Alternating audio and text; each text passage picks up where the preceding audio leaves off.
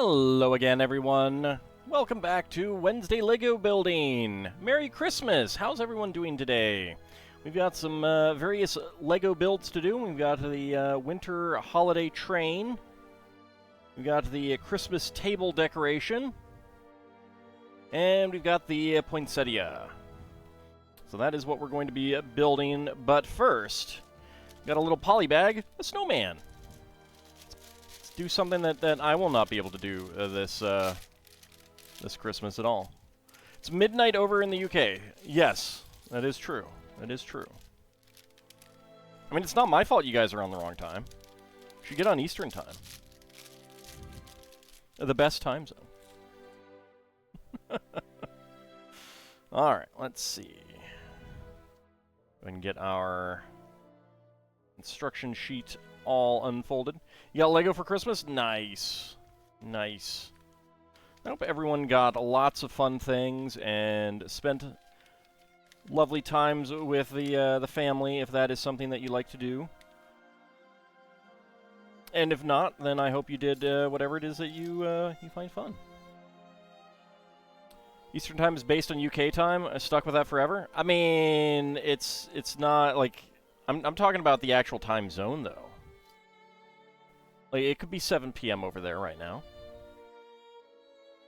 Just get with it. Just get with it, man.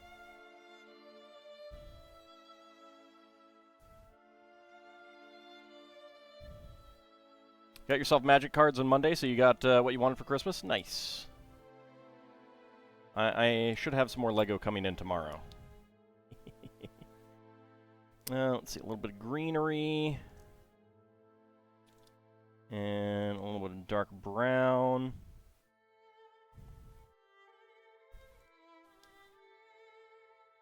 So most of my family is away. So it was a very, very quiet Christmas for me for once.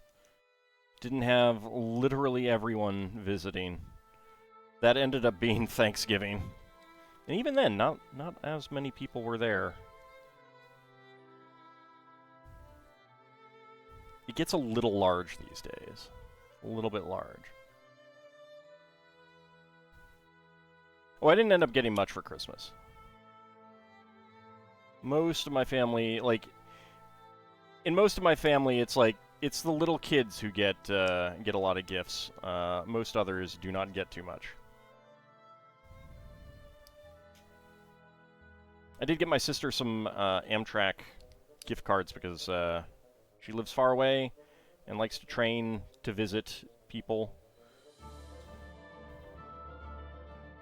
Okay, that is the other side. So getting her something like that will be very useful and save her some money.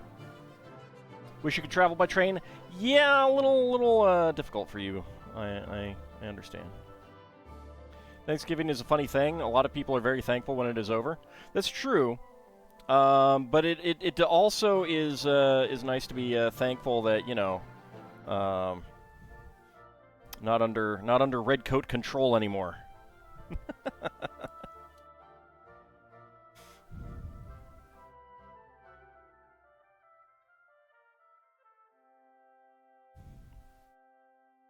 Besides enjoying my Suikoden 2 Let's Play and by proxy the Dance of Gengen, Gabucha. Got some money, a PS3 game, and gift card. Nice.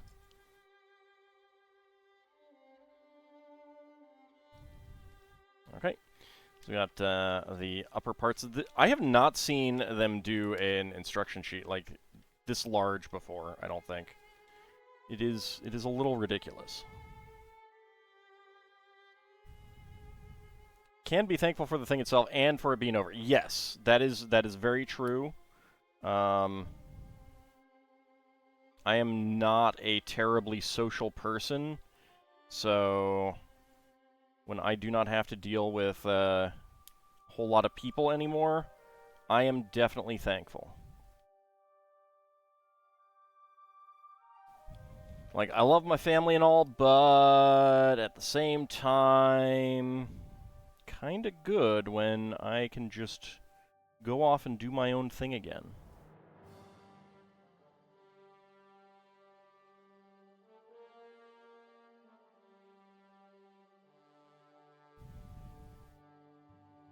Got the Elfie and Glinda's dorm room and the Emerald City set. Nice! Those look like they have some nice pieces in them. Howdy, Lord Canis. Positive Emotion Celebration Day. Indeed. Not everyone has positive emotions for the day, and that is okay as well. Which is why I like to say, for however people celebrate, I hope that it is good for them. Because that is the important thing.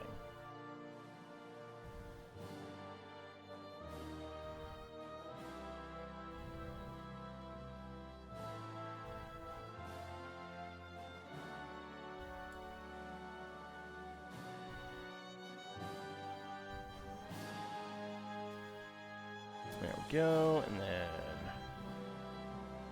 1x3s.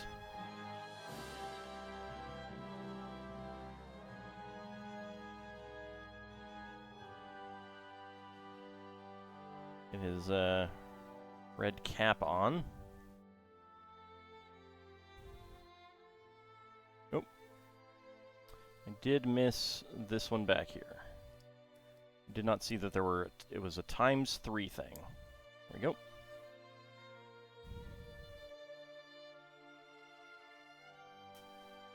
You celebrated by moving things. I mean, I guess that's good-ish.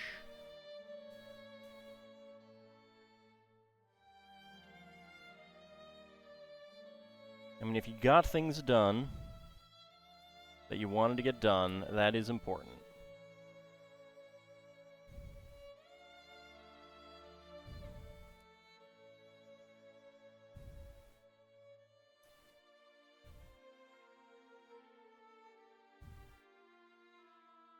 When you eventually get to Switch, some of the games you were thinking of getting are the Dragon Quest III HD remasters, Suikoden 1 and 2 remaster. Yeah? Those should be pretty fun. I do need to get to Dragon Quest III remaster. Alright, let's see. Let's make his broom.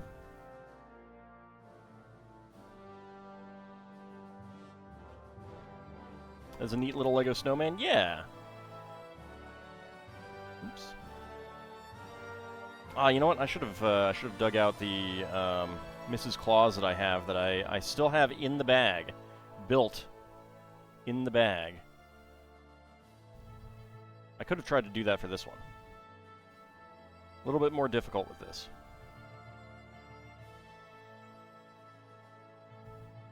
All right, there he is.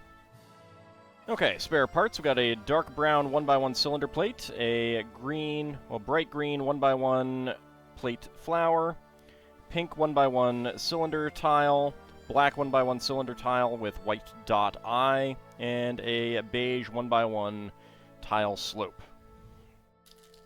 Now, this is basically the same... Ooh, it's a little dusty here. Hold on a second. Let's dust him. Different holiday, but basically the same kind of idea went into... Sorry, this guy's really dusty, and I need to get that dusted. All right. So this is an old, I want to say like '94 little Easter rabbit that I've had sitting around. Just always found him adorable. And this is the kind of thing that you would have gotten for pretty much the same kind of price years ago. Pretty big difference in terms of, like, not just size, but number of parts, too.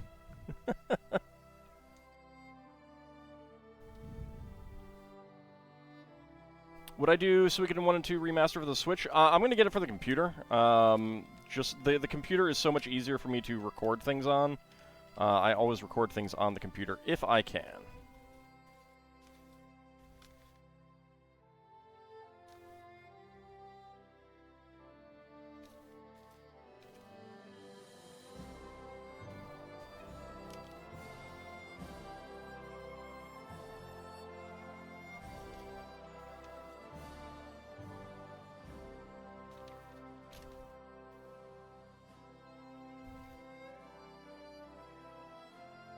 That is a weird fold up. Okay. It's folded up. That's very weird. So there's our little snowman. Let's go ahead and put him up here. We are going to get started with the train. Still working on this here article. Nice. Might need to be broken up into a few. Yeah, well, I mean, breaking it up into a few is actually a good thing. It's extended content for the Wild Space magazine for a while. Fanzine.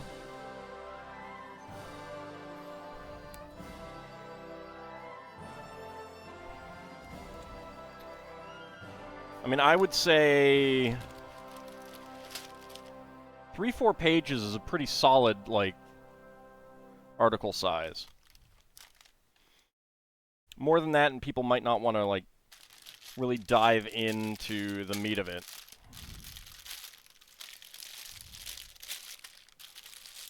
Okay, 2 and 3. There we go. Kinshir, subscribe to Tier 2 for 37 months. Thank you very much. Did get that little train? It's pretty cute. Yeah, I'm looking forward to building it. It is pretty cute.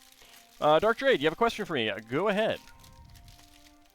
Well, that's what editing is for anyway, Lord Canis. I mean, like, to a certain extent, I would get down, at the very least, the main ideas. You know, get a draft down.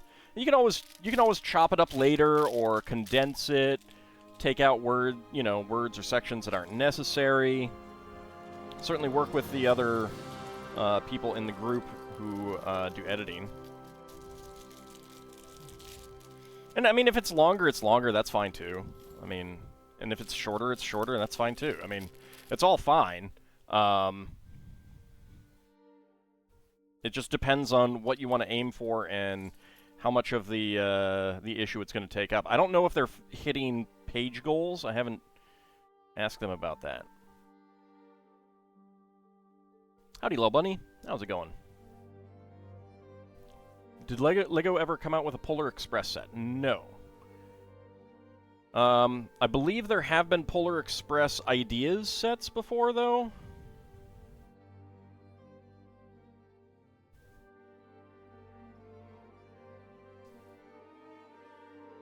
You know, I'd have to go back and look to see. Like, there is a list of products that they can make, or that are like allowed and disallowed in terms of IPs. So that might be there. I'm not sure. But here's some fun, awesome news for the Lego fans out there. Lego is going to be making a Star Trek set this year, or next year, technically, 2025. Regarding the Dragon Quest VIII game for the 3DS, have I either played it or seen the differences? I'm aware of the differences. I have not seen the differences, and I have not played it, but I am aware of the differences. At least vaguely. I know more about the like the story differences than the gameplay differences. Tired the song took a bit to do? I can imagine. But it's always nice to accomplish something.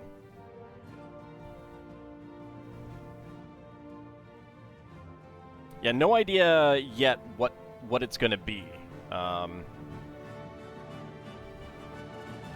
My guess is that it's going to be an Enterprise. Either the D or the Classic Standard, maybe A.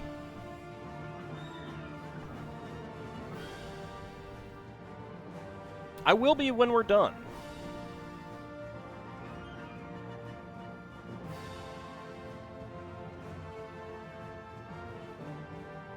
Yeah, apparently Bluebricks, the German company that did knockoff Lego, they have lost the Paramount license, so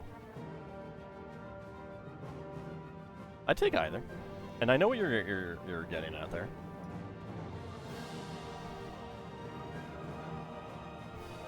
I mean, part of it might depend on what Paramount demands. Like, Paramount might want it tied into something. I don't know if there's anything Star Trek coming out in 2025.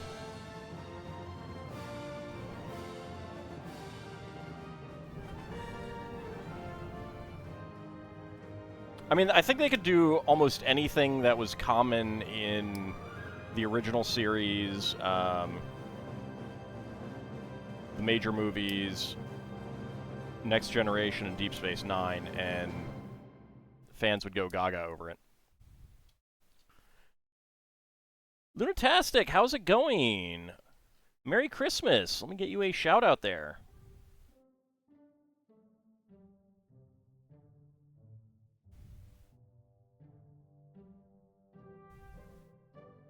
How are you all doing? I saw that you were playing, what was it, Conan Exiles, I think? I don't know that much about it.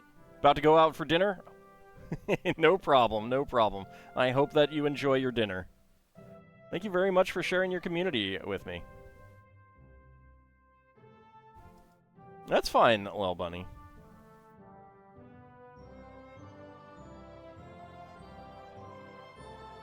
Loaf made public transit. It was neat. Nice. I don't know that much about that game. Is it like MMO? I think Lord Canis has played a bit.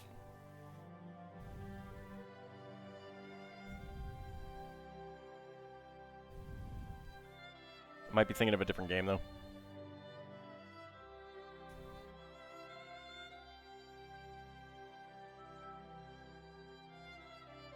You too, have a good dinner. Thank you very much for the raid. I really do appreciate it.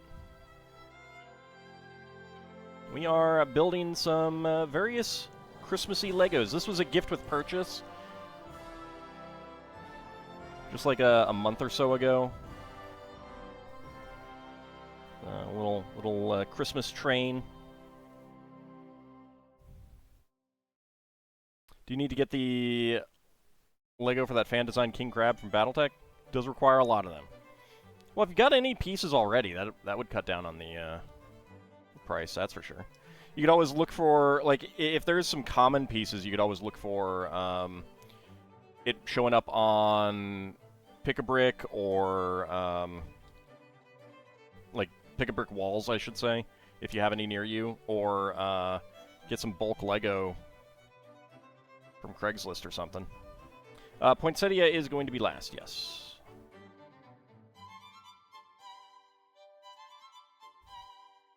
Last week we made the Christmas wreath.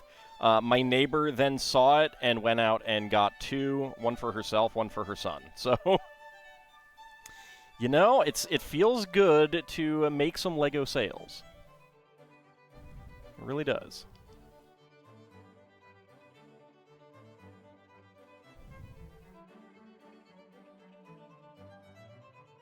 Nice amount of green in this one as well. You know what I was going to do? I was going to get one of my classic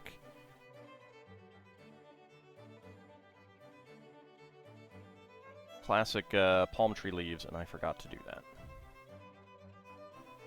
Well, see if I could find one.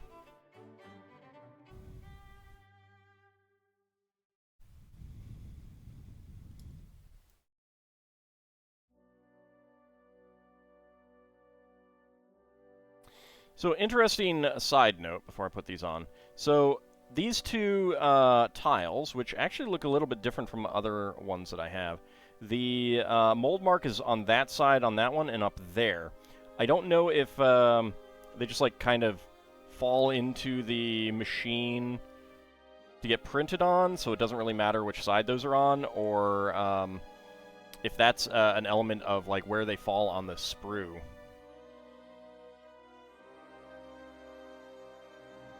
You do any of the Lego indie sets before now? Yeah, so I have built the on stream, and I need to go back and redo thumbnails for a lot of those older ones.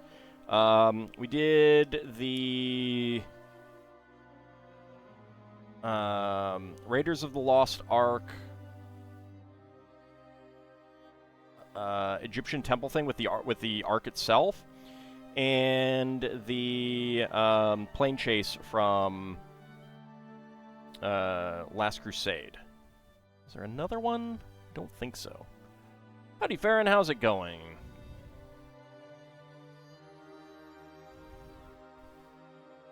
I did not get the big one, unfortunately. I wanted to, and I just never got around to it, and then I don't think it's in production anymore, unfortunately.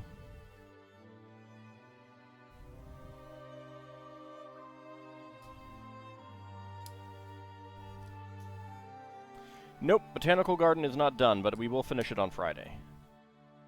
Actually, oops.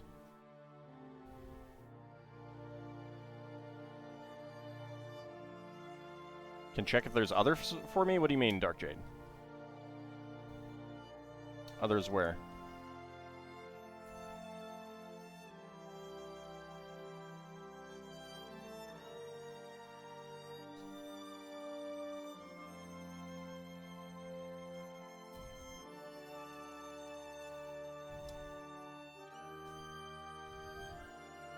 Did I miss you saying that you were going someplace?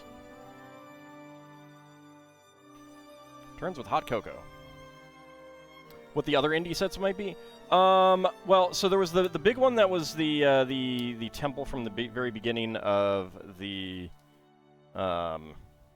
Raiders of the Lost Ark. I don't think there was going to be a Temple of Doom set, but that got canned. I don't think there was another one.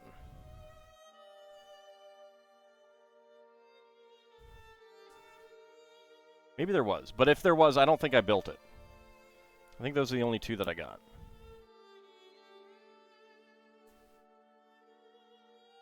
Have I decided what set is next Friday? Yes, I have, but I'm not going to say what it is yet.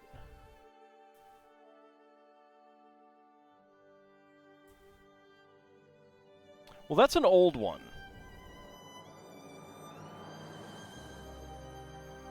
I do have some of the older ones. I do have the older Egyptian temple one with the ark. I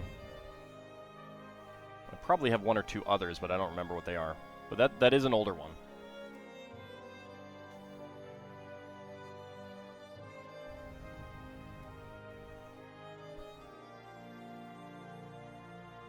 Unfortunately, I think they decided, like, there was a plan to do sets for the newest movie, and those fell through.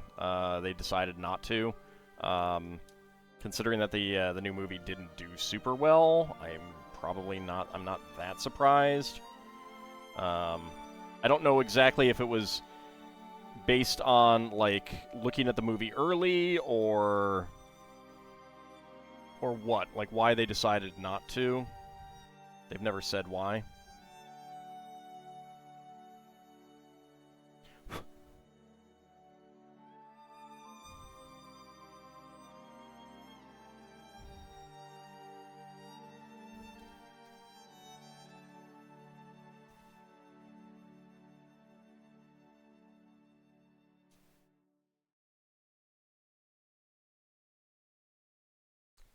This train seems to be missing something.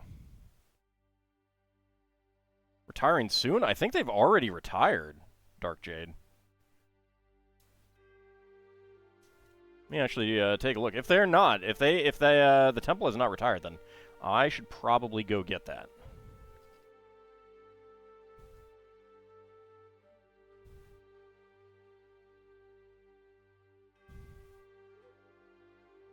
Well, they do still have an Indiana Jones category. Yeah, they're all out of stock. Yeah, they are sold out. Yeah, Temple of the Golden Idol, I did want that one. Escape from the Lost Tomb and Fighter Plane Crash are the two that I got. Guess I just smelled bad business a mile away. Could be. Could be. I never did get around to seeing that one. Still kind of want to, just to see what it is, what it's like. One thing you find amusing about the new Indiana Jones game is the screenshots from people failing at being stealthy. The area is just full of bodies. When it leaves your corpse on the ground. Oh yeah, that new game. Yeah, I have heard about it. I don't know anything about it. Oh, the enemy bodies. So it leaves the enemy bodies on?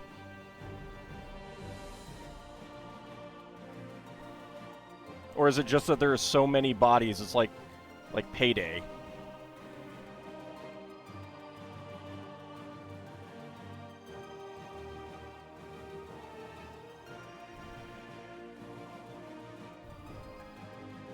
Might be able to get them locally. It's possible. I'd probably have to look for... So part of the problem with doing anything Lego-wise locally is that my area is home to one of the I think it's the second oldest Lego club in the United States. Dial of Destiny isn't bad, just needs to have 20 to 30 minutes trimmed from it. That's still a shame that they didn't have a better editor. 20 plus dead German or Italian soldiers from the 40s.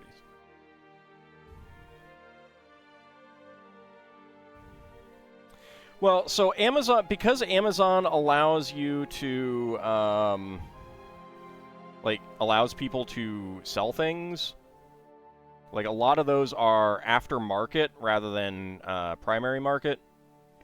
They tend to be very expensive, and you don't always know what you're gonna get. And some of them are probably stolen too. I avoid using Amazon if I can, unless I know it's coming from Amazon. Lego politics are vicious. They can be, but I was more getting to the fact that there is a very established group of Lego fans, and not all, like, the Lego Club only probably has a fraction of the Lego fans in the area. Not all of them are even aware of the club. But there is a new club that formed that's close by, and there's just a lot of people, and they're just not, like, there's a lot of people who buy a lot of Lego who are just not interested in going to the club, for example. So basically any good deal Lego-wise in the area, like that. So I'd have to be faster than them. Alright, so gray Technic pin, red 2L bar with stop, gray 1x1 tile with gauge print, dark gray 1x1 cylinder tile with top peg, and yellow 1x1 cylinder plate, trans yellow. I mean, I have 6 Lego stores within driving distance of me, within an hour. I mean, obviously I can't hit them all up within an hour, but and I haven't even been to them all.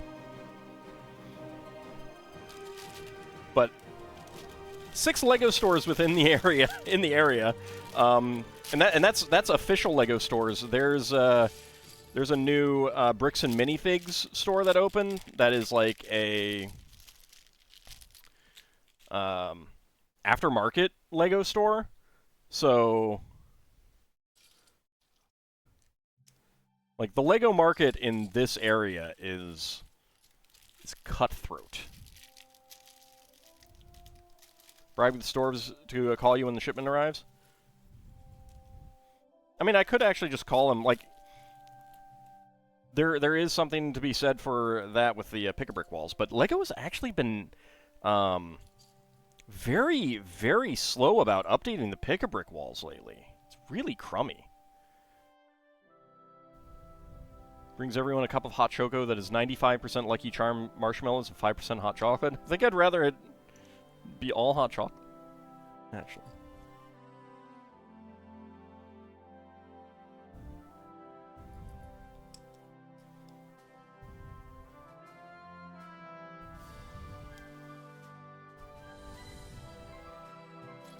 There's just a lot of people in this area who buy Lego.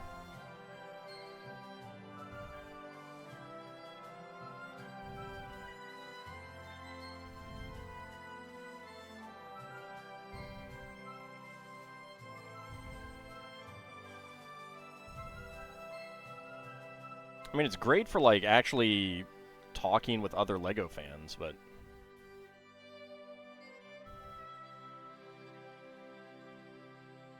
in terms of getting deals, it can be tough.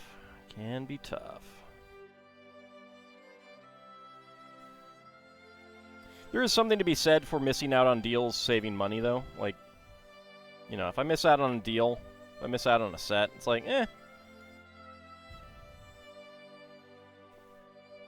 I will surely get something else instead.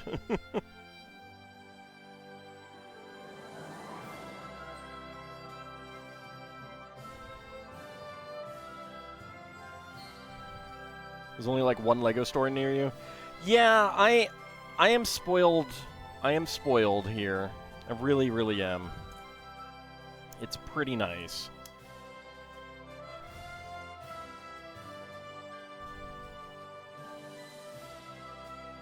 Honestly, I think the only place better for Lego stores than here is New York. Maybe LA. I don't know. I haven't really checked the LA store counter lately. No Lego means more ham? Well, it's not no Lego.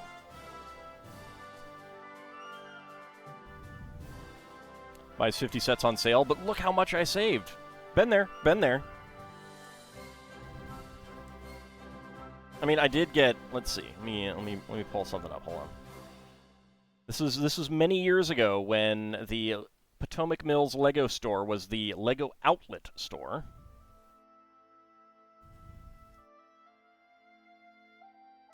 Where is it?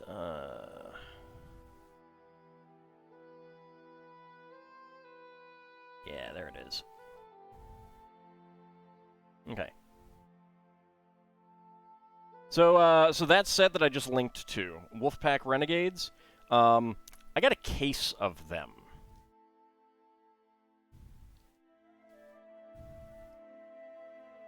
Weird thing is, you're so close to Legoland. Or are you in Carlsbad area, Southern California?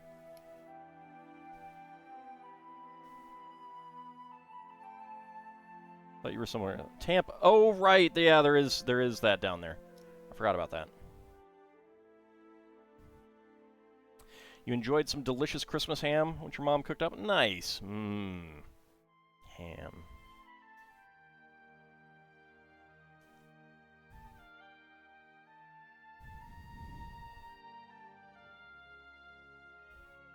Yeah, I'm very spoiled in this area.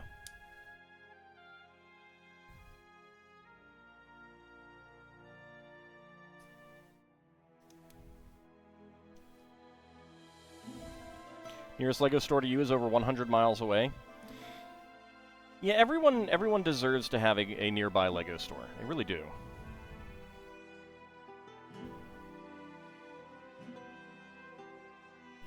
Bought so many horse? I did.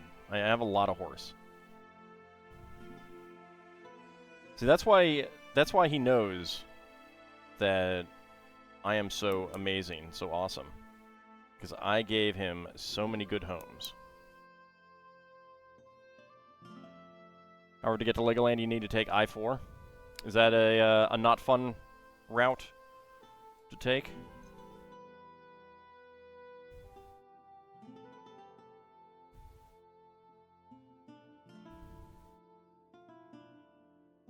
Yeah, if there would be one, it would be in Anchorage. I cannot imagine that there would be one anywhere else.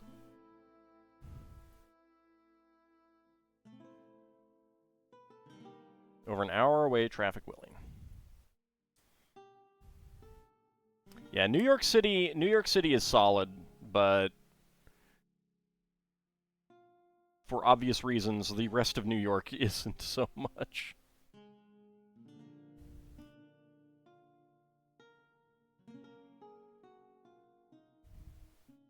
I mean, really, the big thing is that the reason that there are so many Lego stores near here is that I'm the coolest.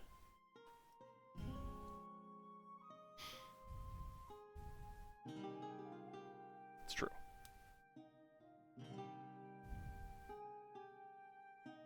I got a bit of smoke coming out of the smokestack. Next closest is outside Albany.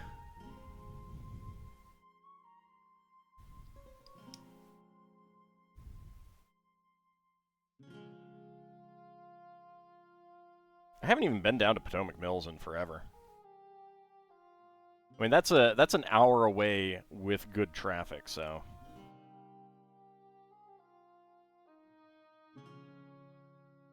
All right, there we go. There is our engine. Choo-choo. Choo-choo. Howdy, Viper Bunny. How's it going? I-4 is one of the deadliest highways in the U.S. They should probably look into that. Have they considered looking into that?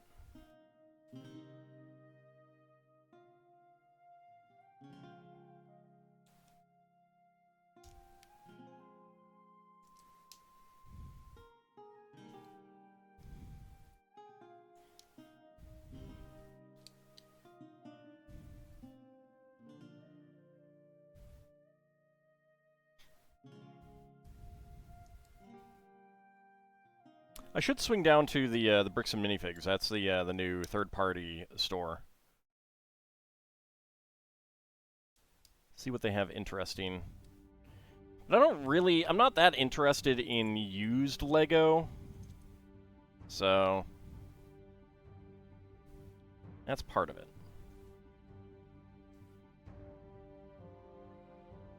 Used Lego has cooties. Twilight Zone, you mean Binghamton? Yeah,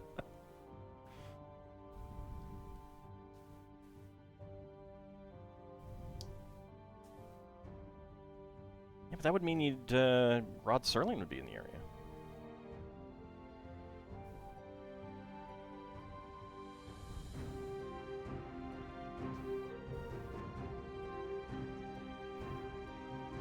Little meme going around about people's emotional support, dead celebrity. Rod Serling would be a good one. Nearest Lego store to you is up in Dublin. Oh yeah, that's a little bit of time away. Well, not anymore.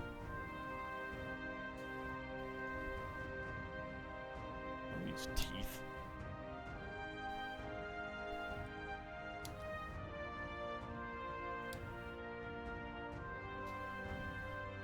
And that's the Lego specific store.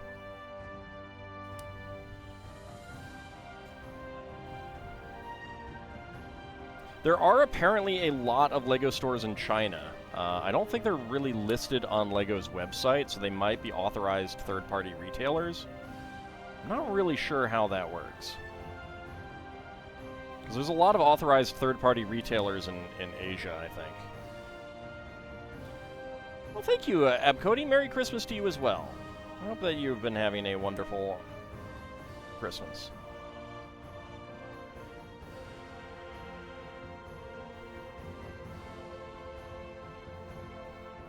Some packages there.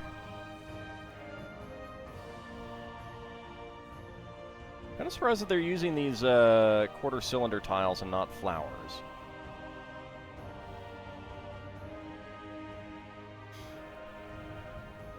Probably would help if you had better public transit options, and high-speed rail would be great. Yeah. Yep, and I think I know why that will not happen. Okay, spare parts. We've got 1x1 quarter-cylinder tiles in aqua and dark blue, 1x1 cylinder plate in trans yellow, 1x1 cylinder plate with hollow stud in white, 1x1 plate in green, 1x1 cylinder tile with top peg in dark gray, and a Technic pin in gray.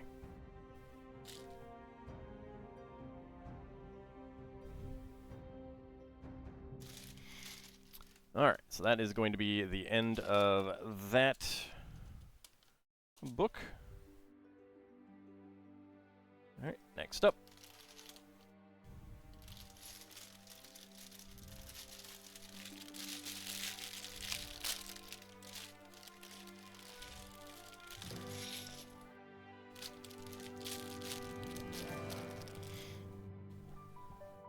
I mean, I will say that one of the fun things about Lego stores is visiting them at off-peak hours, so especially like right after they open, hitting up the pick-a-brick wall and then being there until things get crowded, just filling up pick-a-brick boxes. Because if you're gonna pick a brick, you need to book that time. Unless you're going to pick a brick like a plebe.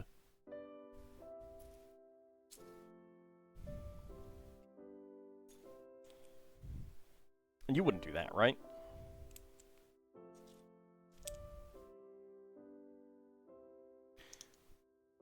Two that popped up in Anchorage. Oh, well, that's cool. It's cool that Anchorage is large enough to have two. I don't actually know how large Anchorage is, other than I think it has like half of the population. Oh, totally. Not a rogue guy. Absolutely. 100% elitist about that. Look, you gotta maximize your pick-a-brickitude. If you're not maximizing your pick-a-brickitude, then what's even the point? Ignore what I almost said there.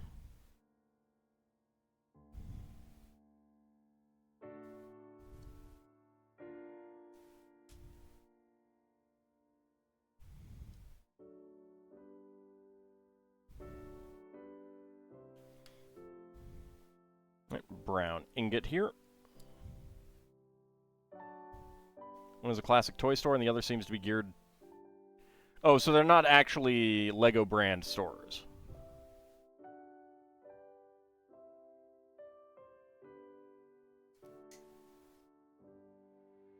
I'm talking about actual LEGO brand stores.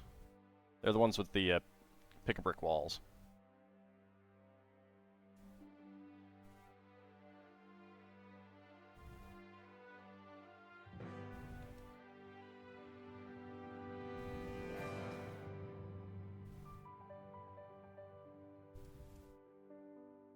Pretty sure the Potomac Mills store made a ton of money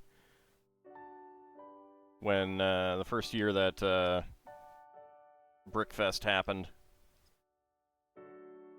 And, of course, the following years.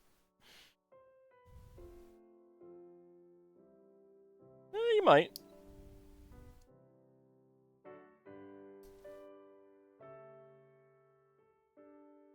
I mean, LEGO is really constantly expanding. I don't think I've heard of any stores closing.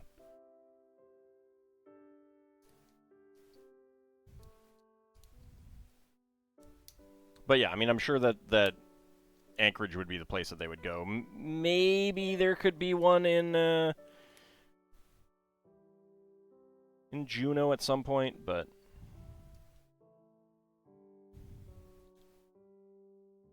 who knows? Shipping to Alaska is very expensive, yes, but it has to happen.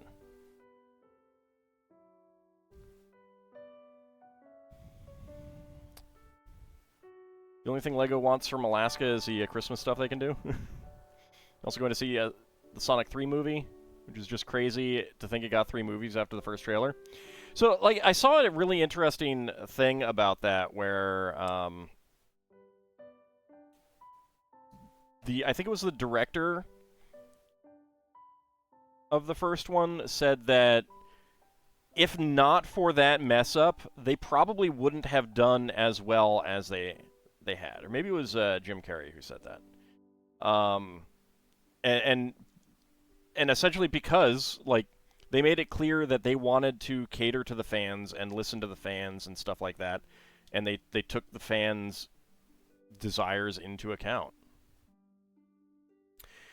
You're in Denmark, land of LEGO. You have a couple of stores in Copenhagen, and the main one in Legoland Billund, and that is the only dedicated LEGO stores there.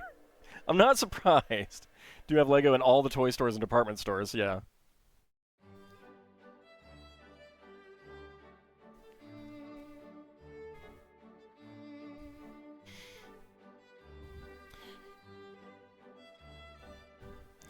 But are there any other comparably dense places to, like, Copenhagen? I have not looked into Danish population density, so I don't know.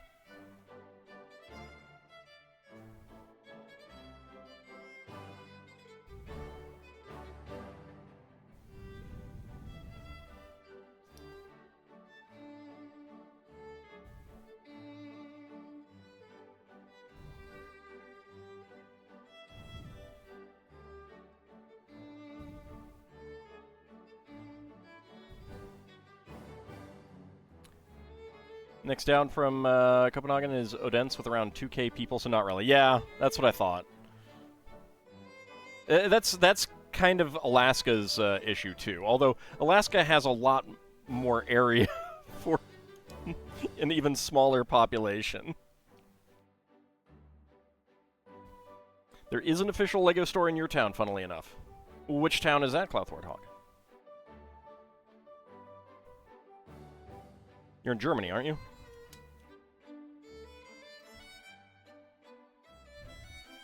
Aarhus is 3.5K. Oh, there you go.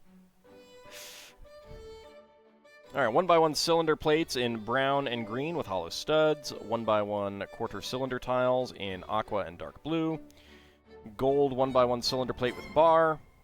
Gold 1x1 star. Gray Technic peg, Technic pin, and dark gray 2L bar with stop. Oh, you're right. That's right. You're in Brazil. I'm thinking of someone else who's in Germany. I'm sorry.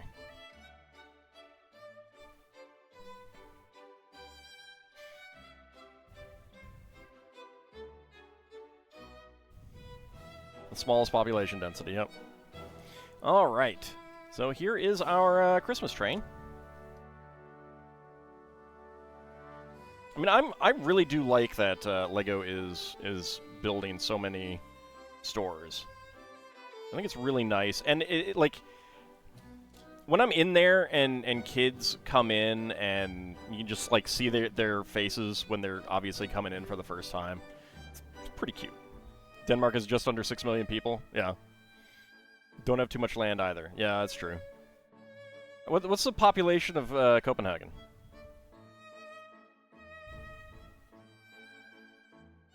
I do really like this this engine. The tender and the flatbed car are kind of eh, but the engine is pretty nice. 650K, really? Is that just the metro area, or is that like the? I mean, is that the metro area, or is that just the city proper? I would have thought it would have been more.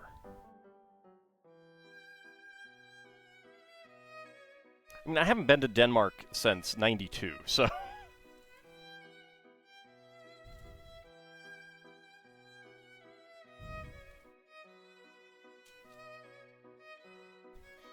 Alright, so that is our Christmas train.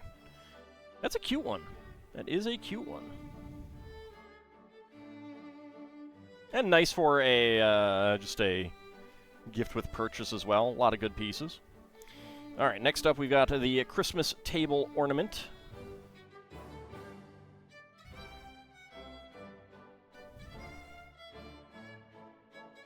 Tower chunk under... Okay, 1.38 million. Alright, that's a little bit more like it. Still, that's... I don't know. I don't know why I would have thought it would be more. Again, it's been a little while since I've been there. I was a child. So what do I know?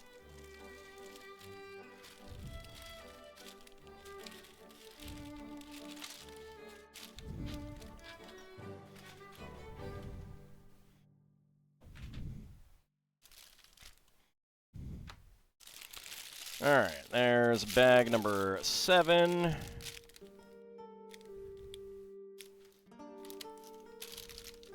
Oh, there's 8.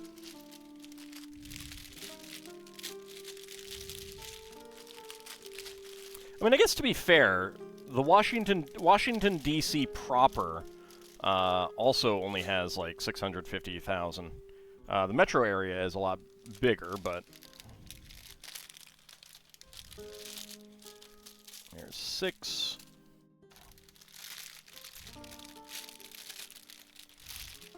There's 5. There's 4. 3 and 2. Of course, the population of Wyoming is also about that.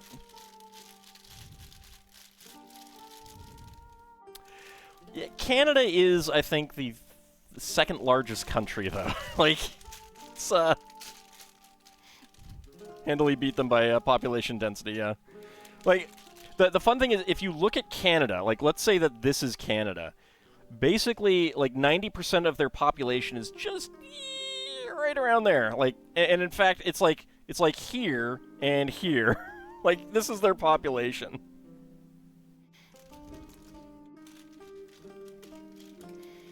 DC metro area includes Alexandria, Richmond, Virginia, and much of Maryland, yeah. I mean, much of Maryland's population, at least.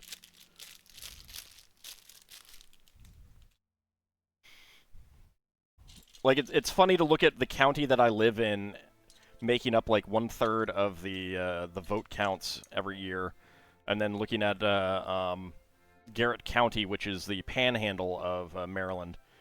And it has, like there's like 300,000, I think. No. There's more than that in vote-wise. I'd have to go back and look at what the vote counts are. But, yeah, there's like 12,000 voters in Garrett County. There was a thing about, stupid governor of West Virginia offering the panhandle of Maryland to join them, which, of course, would be illegal. But the funny thing is, like, if that section of Maryland joined West Virginia, both states' average incomes would go up. It's kind of sad to think about that.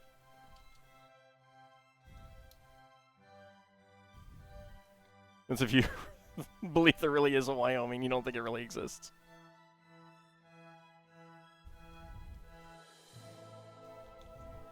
Yes, not a guy. I live in Montgomery County, Maryland. It is a big county. Population-wise.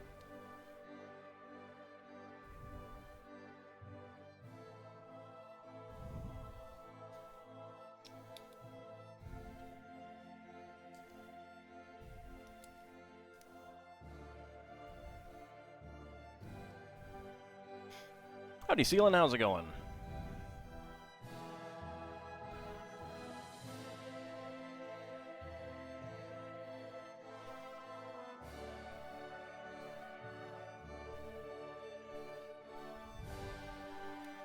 Like, I'm not kidding about, in most of the population in Maryland is Montgomery County, Baltimore City, and, PG County. Like, that right there is like 80% of the population in Maryland, so good luck. Merry Christmas, Sealan. Right, nice little, base for our arrangement.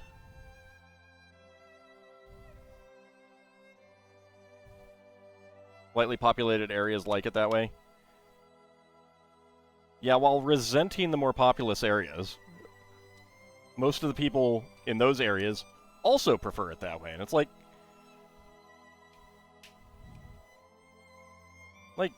it's fine. Had much ham and mac and cheese. Nice. I got into an argument with someone who was complaining about a lack of stuff in their area, and I'm like, well, you could move to a bigger city. And they're like, no, I like it sparse and stuff like that. And it's like, okay, well, what are you complaining about?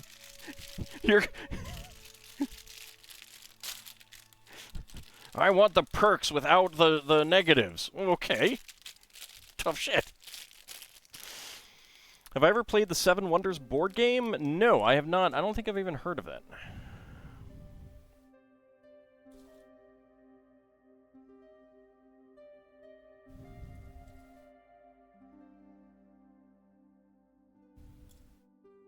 There's actually a lot more people who would live in an area of dense population, but they can't afford it, so.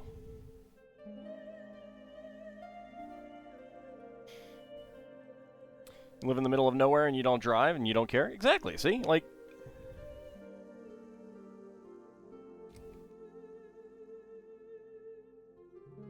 and the nice thing about, like, working from home these days is that, obviously there's a big push to eliminate that again, but the main thing is that, you know, with work from home, you can actually, you know, work, like, if you want to live in a more rural area and still do, you know, certain high-paid jobs, you can do that. Like, that's pretty great. Although the company that I used to work for, they had an employee who used to work the night shift. So this is all remote work, like, because we're dealing with data centers and remote client sites and stuff like that. We did not go out to those client sites. We called people to go out to the client sites if something was wrong and needed an actual in-person visit. And he wanted to move to be closer to his daughter in Oklahoma, and he's like, pay me half of what you pay me now, let me work from home out there, and I can be closer to my daughter, and you'll save money. And I will actually make a lot of money for that area. And they were like, nope. So he quit, moved out there, probably got paid more. And they lost a good worker who could have done the job fully from Oklahoma.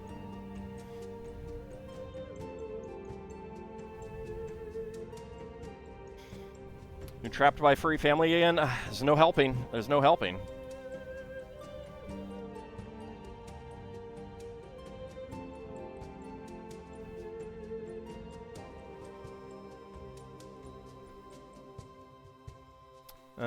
Can you give me a link?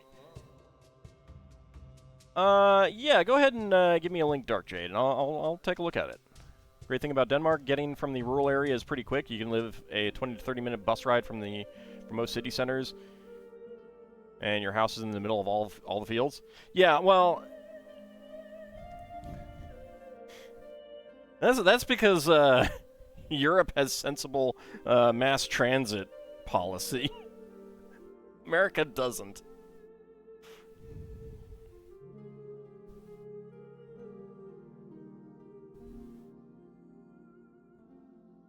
Oh no, not kitty cuddles.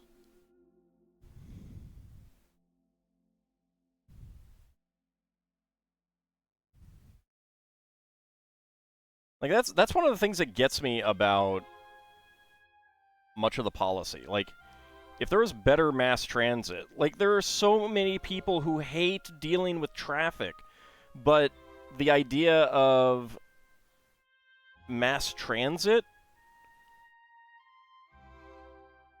you know, being able to, you know, you just get on a bus or a train and you sit down and read a book or, you know, do stuff on your laptop or whatever, and then boom, you're like a short walk from work when you're done. And there are so many people who just absolutely hate that idea and kill the policy ideas. Anywhere in Denmark is 7 hours away by car, tops. That's true, too, yeah. I do enjoy getting into conversations with some British people, and they're like, don't quite understand how big the United States is. Both in terms of, like, oh yeah, I got a friend up in Boston. Well, just go visit him. Like, it's a 12-hour drive. Oh. Alternately, like, oh yeah, I drove 12 hours to see my family. 12 hours by car? It's just... The size of the U.S. is oftentimes incomprehensible. Brother in Hagerstown could get a job in D.C., but hell no, he's not dealing with the Beltway. Oh yeah, no, I mean, like, and that's the thing, is like, a lot of I mean, I don't know what he does, but he could probably do a job that allows him to work up there. If mass transit were better, he could get down there into D.C. real fast, if mass transit were better. And that's saying something, considering D.C. has decent mass transit. Not the best, by any means, but decent. Alright, brown 1x1 cylinder plate with hollow stud. Europeans wanting to see New York City and Miami and LA in 3 days. I haven't heard that, but I am following a Japanese person on Blue Sky who, near as I could tell, based on their pictures, did go on a globe hopping trip over the course of like a week or two. Because it was like, here's pictures from LA. A day or two later, here's pictures from New York City. Day later, here's pictures from France. Next day, here's pictures from Czechoslovakia. Like, Czech Republic, I guess I should say. My bad. My mistake. It's like, that's pretty impressive.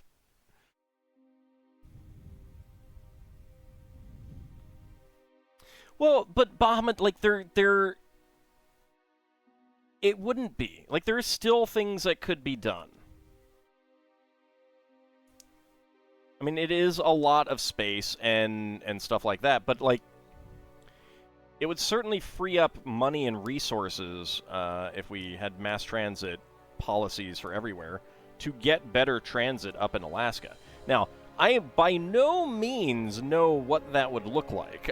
I know it would be problematic in some regards.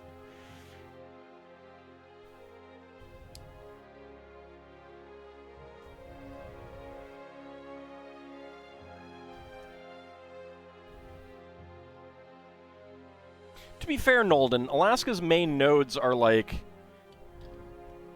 So, let's say, okay, this is Alaska.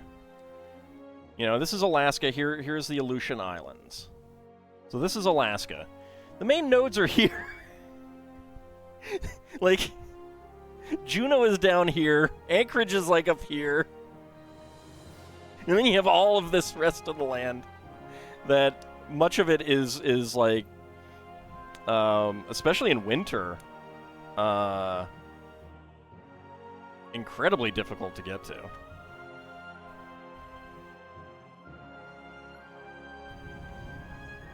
Build a bridge from Seattle to Anchorage. During your second trip to Japan, you went via tour group, and they had you with a layover in Frankfurt on the way to Osaka. That was a fun trip. Ooh, that sounds neat. Some good ferries might be the only decent... Actually, a lot of it is airplanes. Small airplanes.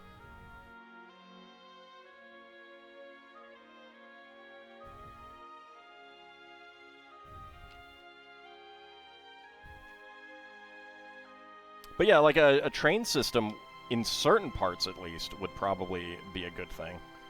I don't know... You know, I mean, I am by no means an expert on transit policy and stuff like that, so I don't know what would work. Yeah, airplanes and boats. And puppers.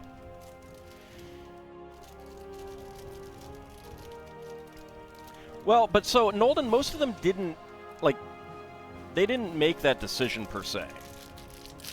Like, they've always lived there, kind of thing.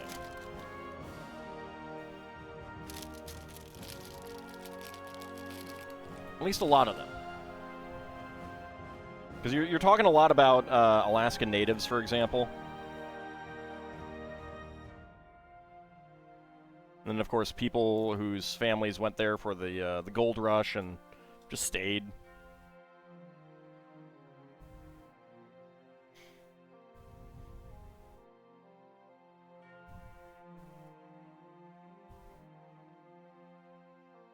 Western provinces of Canada insisted that they needed rail service if they were going to join the East.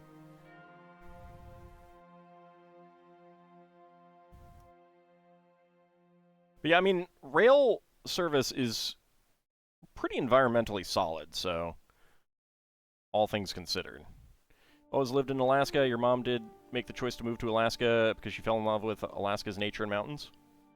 Well, that's nice.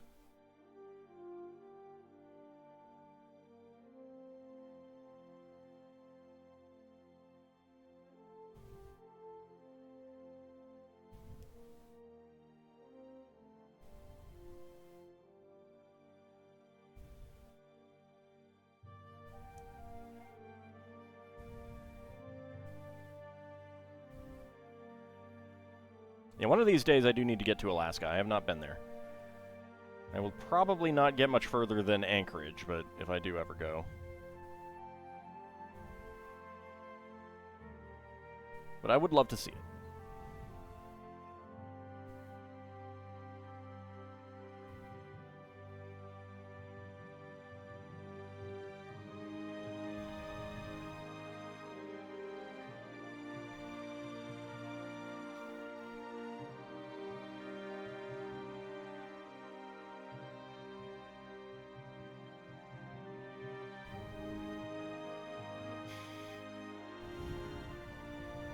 Slaps a coal-fed steam engine, so much environmental friendliness. I'm not talking about steam engines. They're not steam anymore.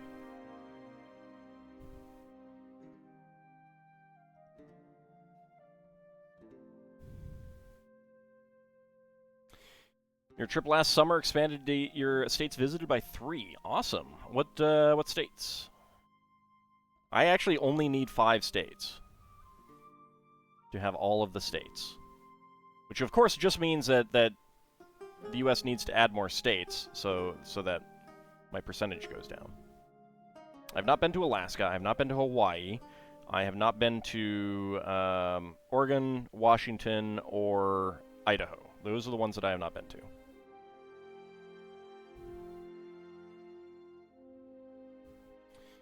They don't have Steam now, so they run GOG or Epic Game Store. Oops.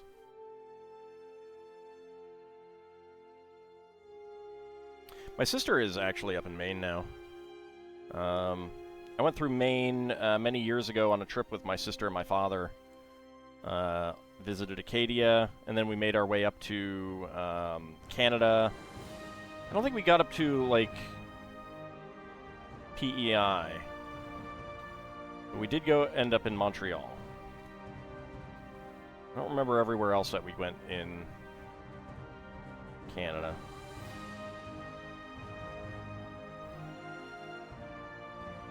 And I've been to Calgary, and I've been to... is Jasper in Canada? I think Jasper is in Canada. Driving through a state does count, yes. Flying over it does not. Having a layover in it does.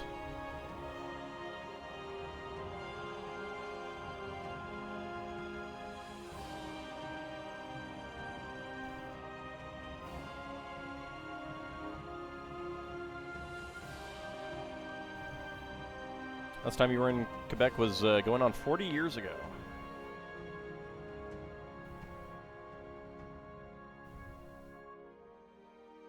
So the requirement is ground contact, yeah.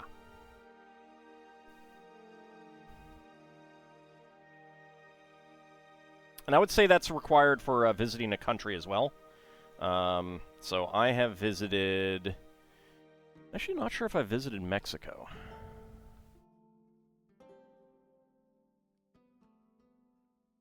And you have to have been born. So you could be a baby. But your mother couldn't have been pregnant with you. That doesn't count. So let's see. Country-wise.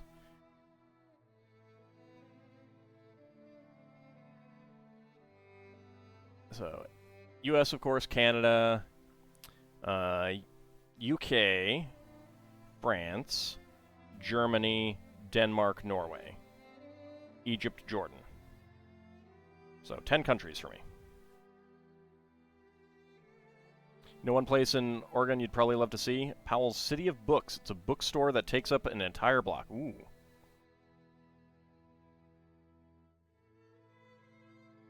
I bet Little Bunny would like that, too. Been to U.S., West Germany, Qatar, and Japan. Well, it would be Germany. If you'd been to East Germany, that would still count as Germany, because they're one country now. So yes, you can't cheat if you've been to through like Czechoslovakia, and that's now Czechia and the Slovak Republic.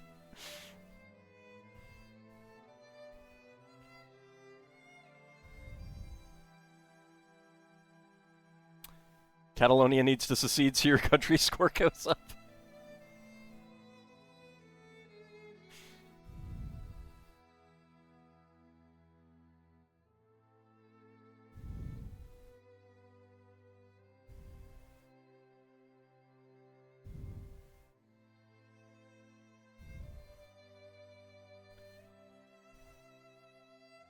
Technically, you could have said West and East Germany, since you did drive to Berlin. Right, but it only counts as Germany now.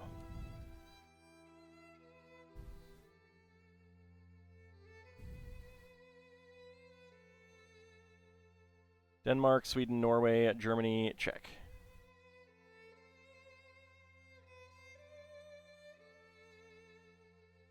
I do need to go visit some more. My mother has been to way more countries than I have. It's patently unfair. All right, so spare parts. We got so a bright green 3-leaf plant, tan 1x1 cylinder tile with top peg, brown 1x1 cylinder plate with hollow stud, and green angle connector with stud. Just like to remind yourself how old you are. Well, here's one. Oh, what was it? Shoot, no, I need to go look at it. I posted it on Blue Sky because it was terrible.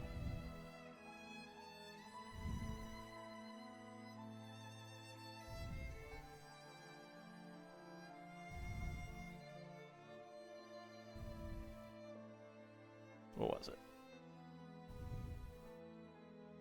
Oh yeah, all the babies in Raising Arizona are 37 years old now.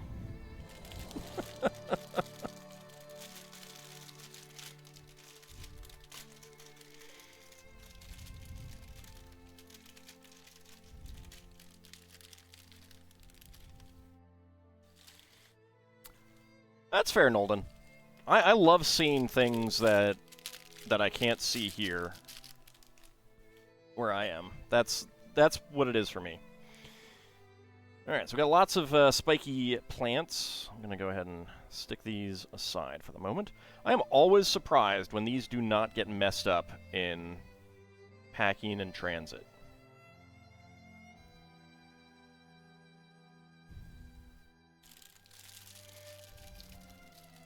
You've been to Honduras. Send me the message about the Seven Wonders board game earlier in the chat. You can do so again at another time. Are you on Discord? If you're not on Discord, I'll see.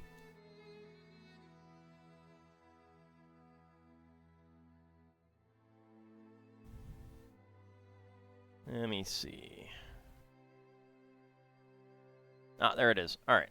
I have opened the tab. There we go. I'll take a look at it after the stream.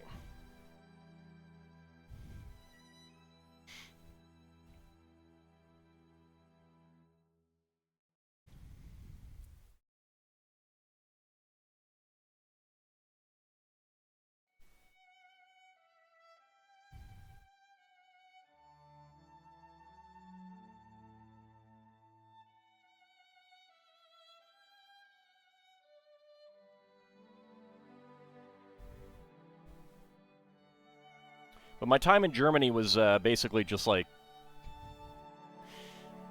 a stopover on a train from Denmark to France, so still counts though.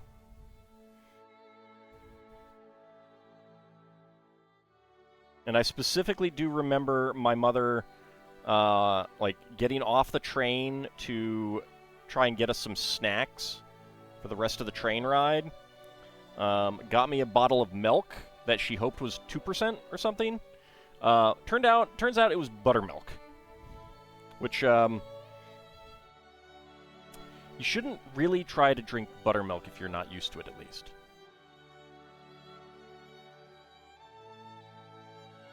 Yeah, I'll definitely take a look at Dark Jade. It has been a while since we've had any monthly multiplayer or anything like that, but if I ever have the time for something like that, I would love to do it again. No family swarming around the house? No. Thankfully, no.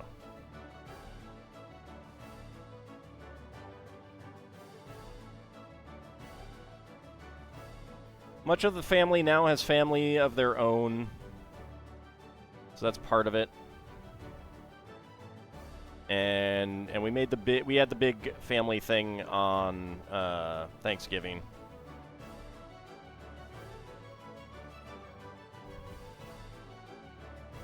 Buttermilk sounds like a shock to the system, all right. It was a little surprising. Yeah, it was.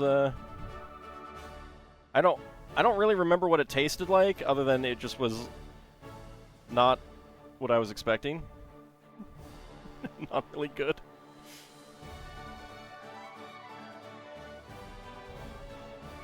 I know, Lord Canis, I know.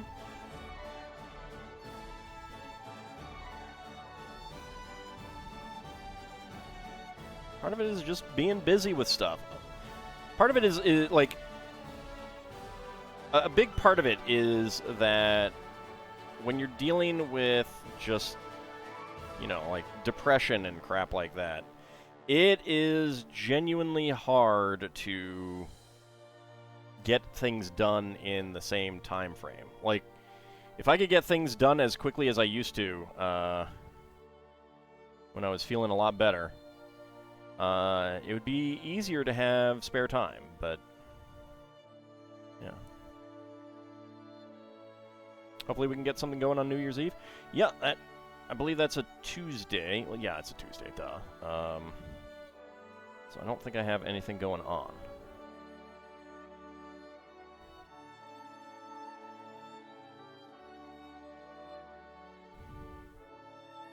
I'm super paranoid about damaging these plant things. The fun thing about these is that there's actually a 2x2 cylinder thing with these spiky plant bits that you can attach on, so you get like lots of get extra height for them. That's pretty neat. But the fact that there's no good place to hold it, like other than right here, which pushes these all out a little bit, I do not like dealing with them. You confirmed it was a fourth great-grandfather who married a woman from Poland. Nice. That's always cool. Getting more information about your extended family, your ancestry.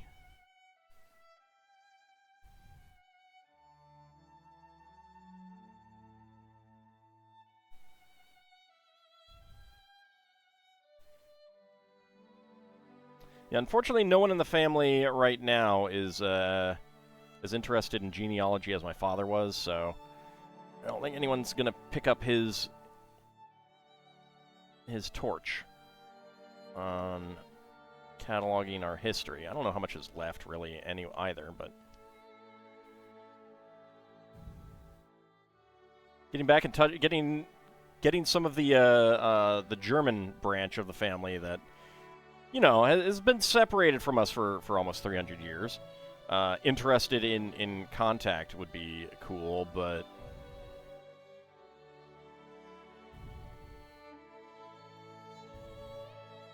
you use that as an excuse for your appreciation of kielbasa?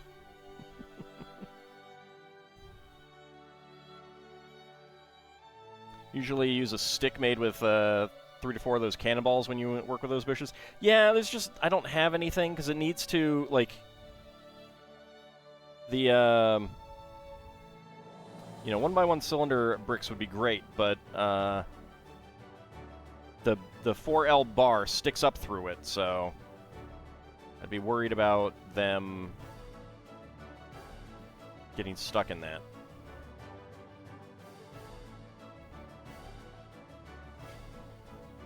Your great-grandfather ran away from an orphanage, so that complicates things? Yeah, a little bit.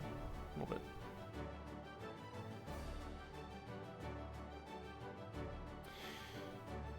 Well, cylinder bricks would help. I don't have any on hand.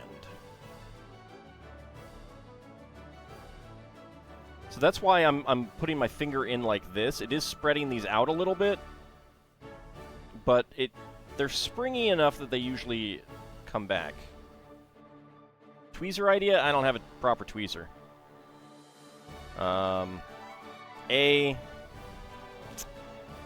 Most tweezers are either point ends or rounded ends, which makes it pretty difficult to really use those. Let's try this.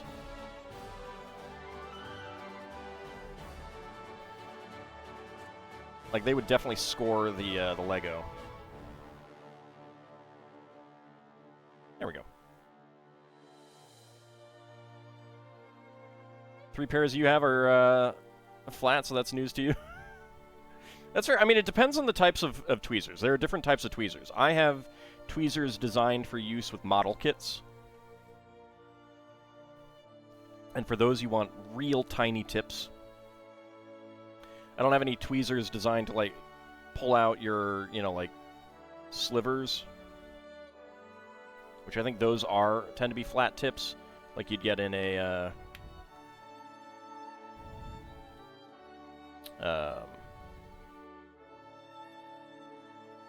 Swiss Army knife.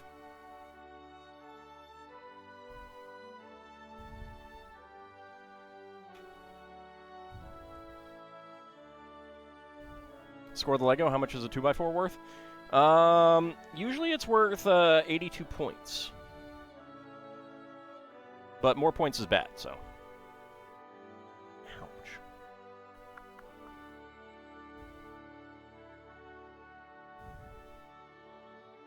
Lego does need to make a tool that's useful for this.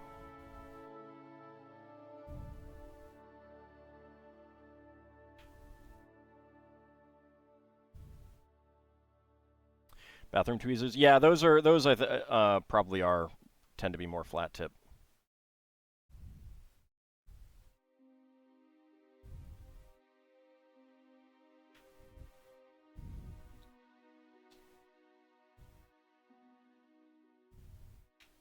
I haven't had any of those since I had a Swiss Army knife.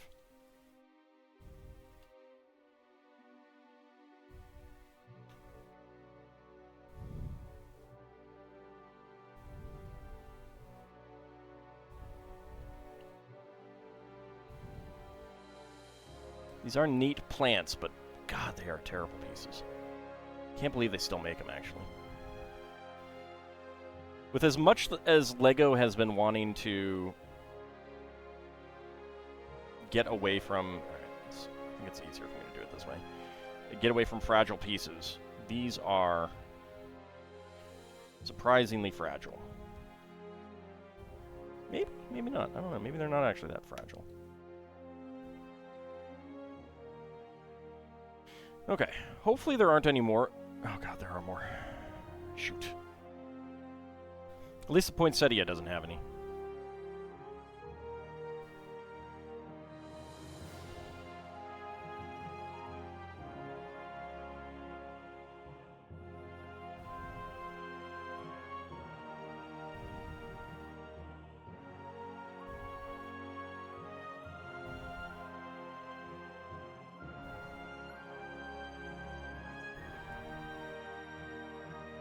Yeah, I just haven't really had a need for those, because, again, like, the reason that most of my tweezers are, and have been, hobby tweezers is because I use them for hobby stuff, not for grooming.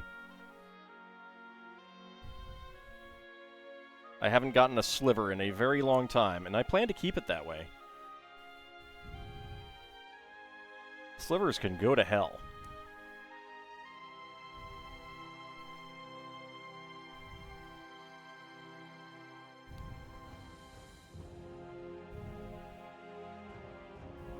Slivers? We don't need no stinking slivers. Watching a YouTube person talk about Warhammer, and you're like, can't actually afford to get invested in that. You're already in a financially draining thing.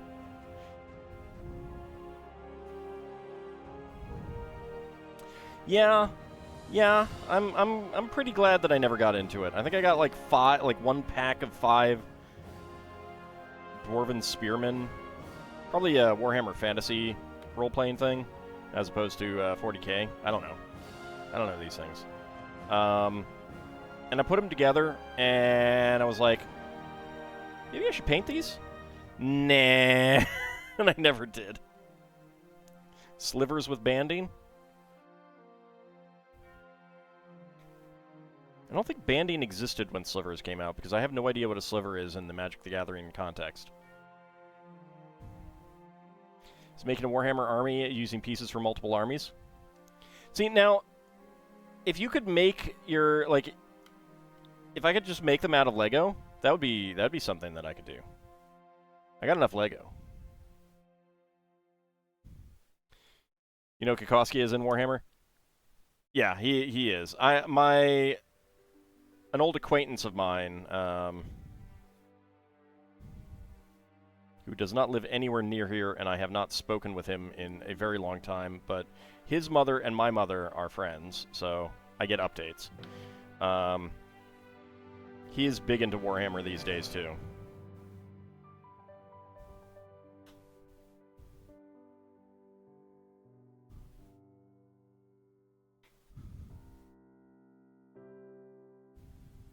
You don't think you could paint and assemble the miniatures? Yeah, so, like, that's the other... Like, I have zero interest in painting.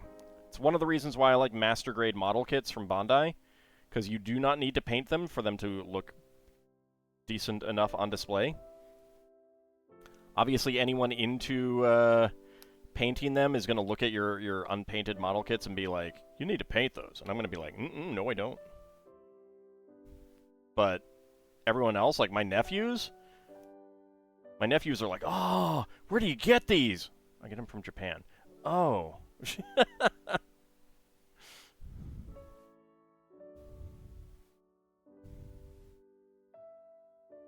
I actually have not bought a model kit in a while. I still do have a bunch that are unassembled that I do need to make, but I just haven't been making the model kits that I want.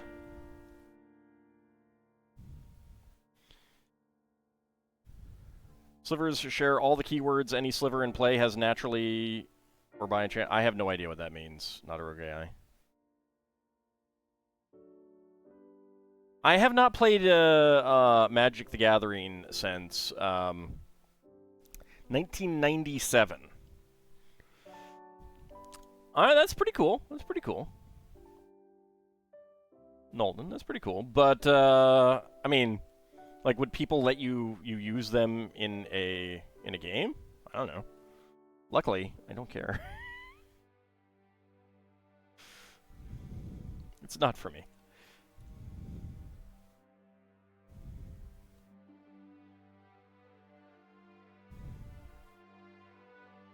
Keywords are things like trample or first strike. Alright.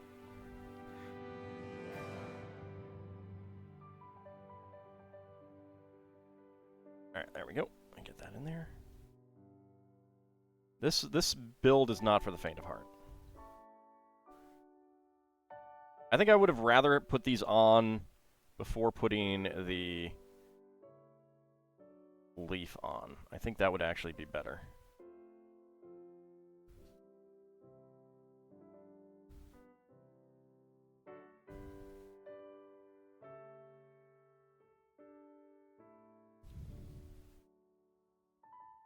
I just love how the Wreath said that these leaves have been in production since 1993. I mean, 1989, and I'm pretty sure they came out in like 91 or 92 or something. The earlier ones were bigger, and I don't think they make those anymore. It's like technically wrong.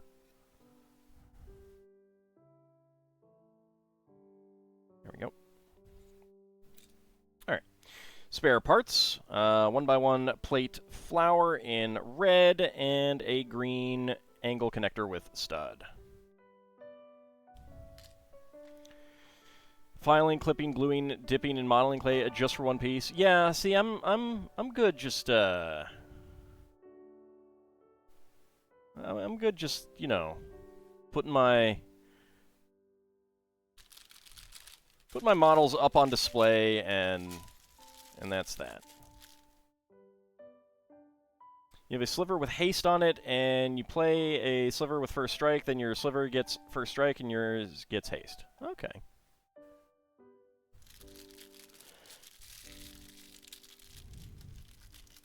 Sounds complex, and thus not to my taste.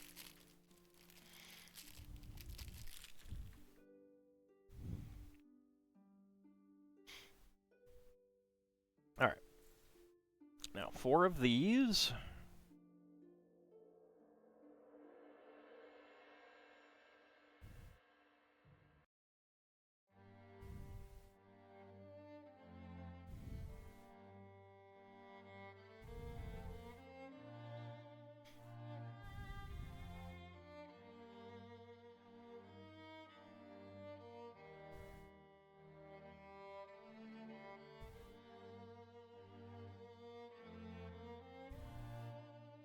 Okay, lots of little white flowers here.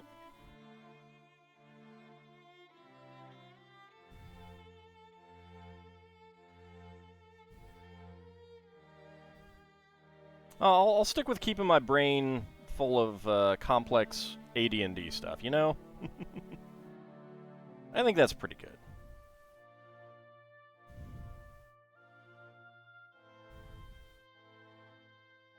Posted a model in question that took work, and you're proud of your work? Wondrous Museum? Oh, I mean, like, I'm impressed when people do stuff. I'll take a look at that in a second. But for me, it's very much like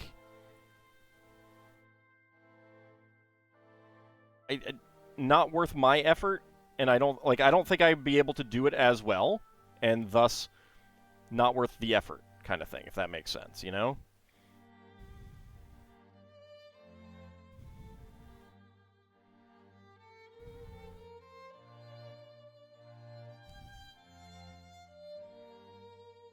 It's like, why paint something badly if you can leave it as is and have it look pretty good?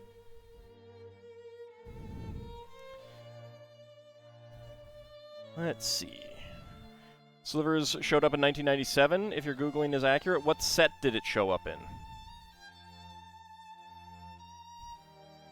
It's not like I stopped playing at the final day of 97.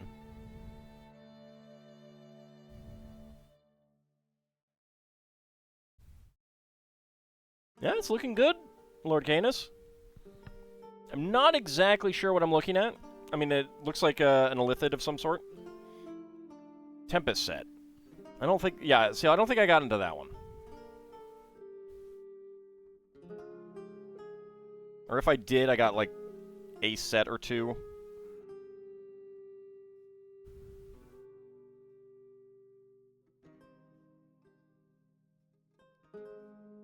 Is that, like, the third Weatherlight?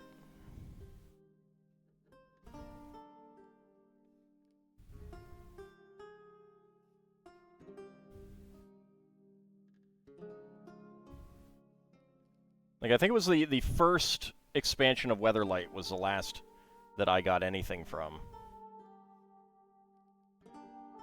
If I remember correctly. And I may not remember correctly.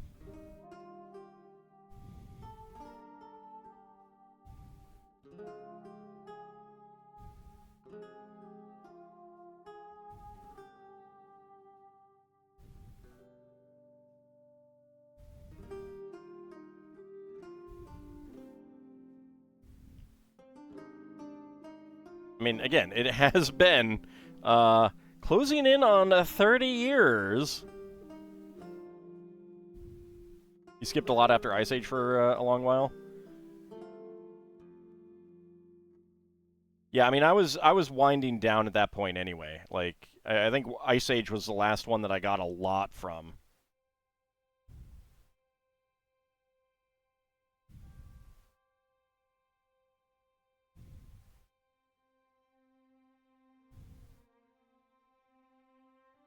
There we go. All right. So, spare parts, another green angle connector with stud, white 7-petal flower, and brown small 3-stem plant.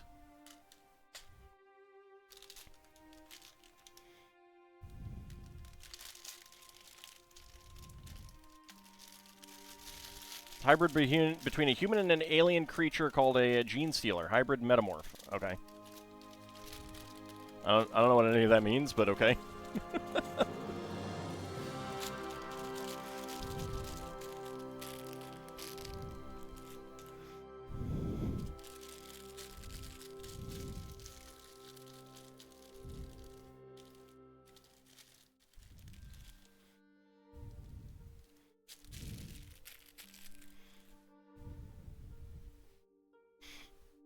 All right, bag number 7.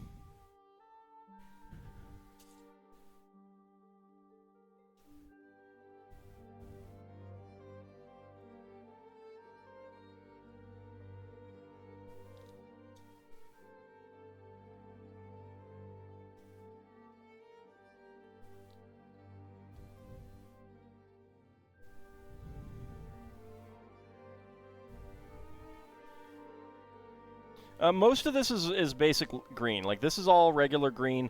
These right here are bright green. But the majority of this is regular green. We got some dark green here, and some of these underleaves are dark green. But most of this is standard green.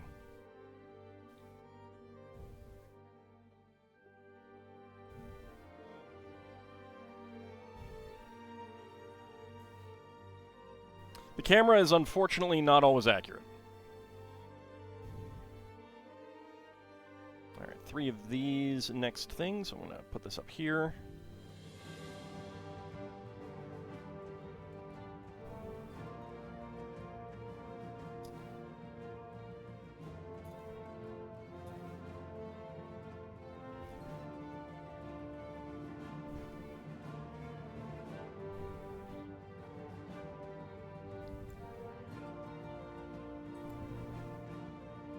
Okay, there we go.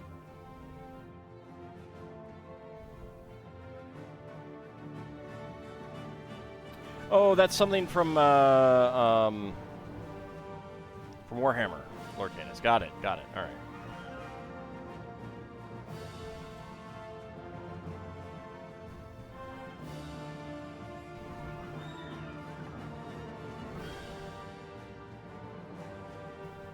I mean, you guys are speaking Greek to me, so I just let you talk. It's fine.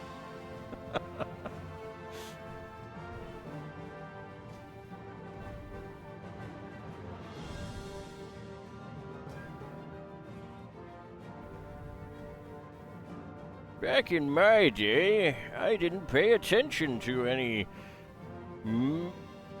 meta plot for magic.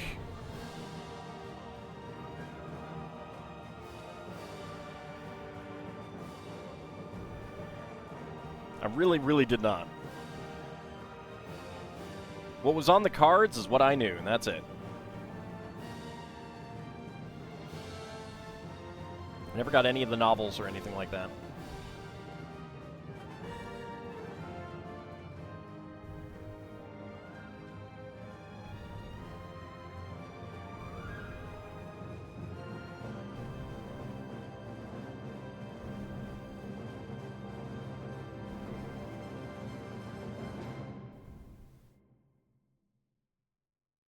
You knew not to open the door for a chub toad.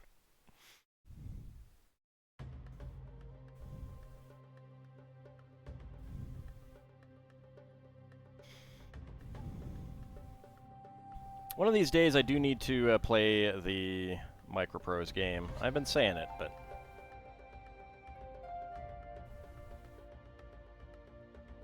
that way you guys can help me design the decks, and if the deck does badly, I can just blame you. It's win-win.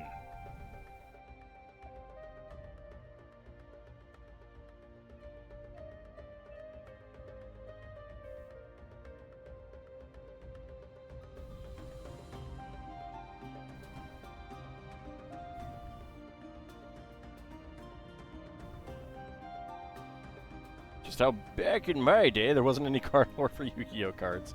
I mean, at least there was a show and a manga for it. I knew that. Never played any of it, but...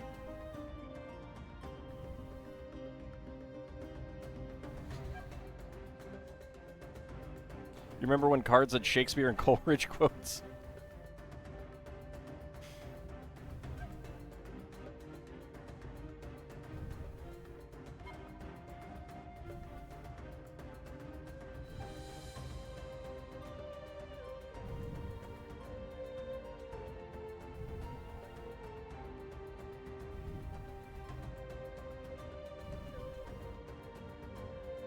Not a rogue AI? I do. I really do.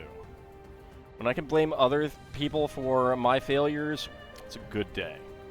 It's a good day. Alright, so I got a bunch of little white flowers here. They are going in the front part here. There we go.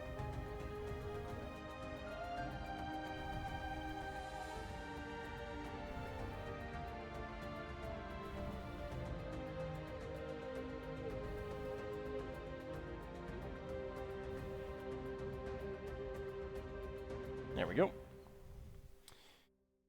Okay.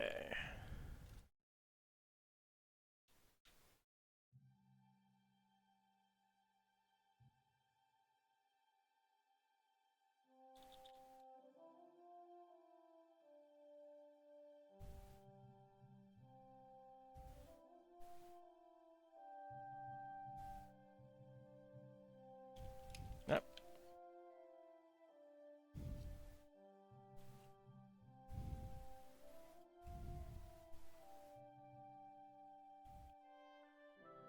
There we go.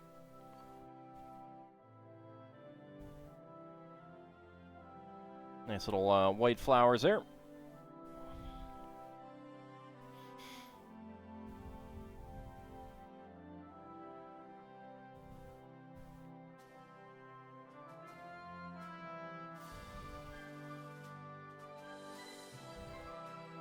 Well, I will guarantee you that you're better than me at deck building, especially after so many years.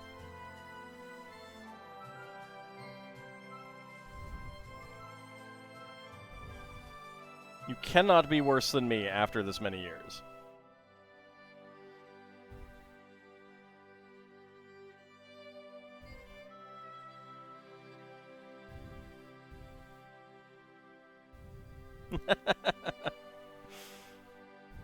Man, I miss Iron Chef. Alright, so we're doing 4 of these. It's 1, 2, 3, and 4.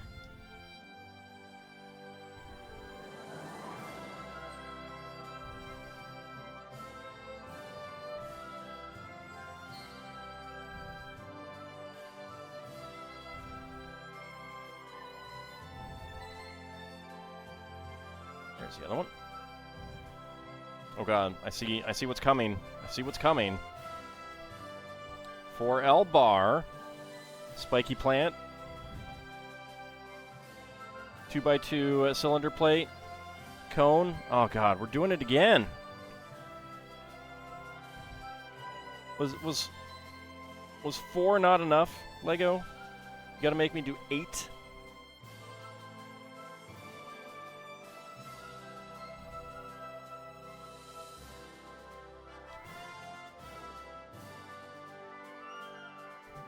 Why do they hate me so? Why? Just why? Suffering is ceaseless. It's true. This is factually correct.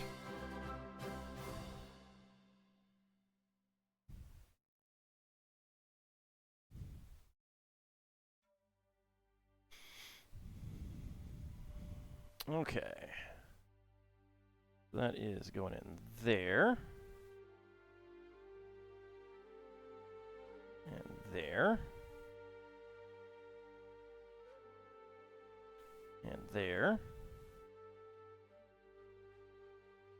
And there.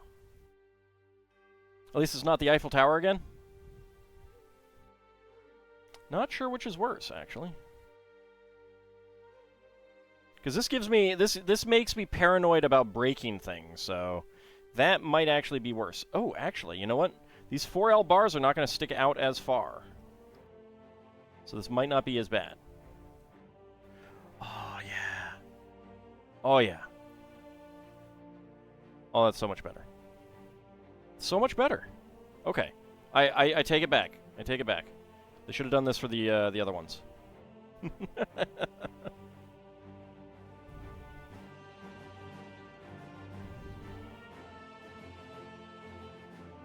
So here's the difference. So the other ones had an axle ball joint that fit in there, meaning that the 4L bar couldn't come down all the way. Whereas here, like, the 4L bar goes into the stud quite a bit. So it does not actually stick out as far.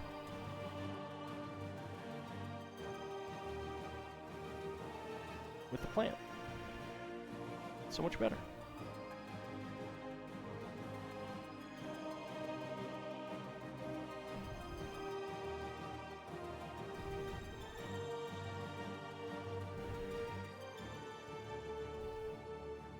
See, I wasn't worried about much breaking with the Eiffel Tower. It was just repetitiveness. This is more about worrying that I'm going to break something and finger pain, potentiality.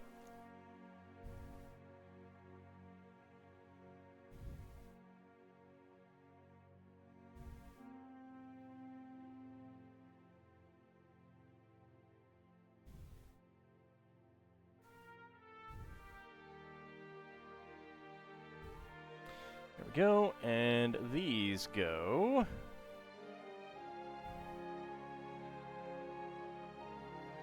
right here.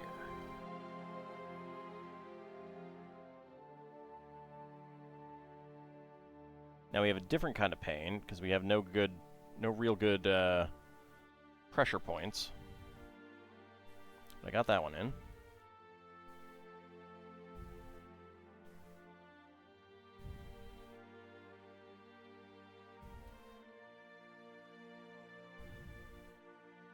Turn it around.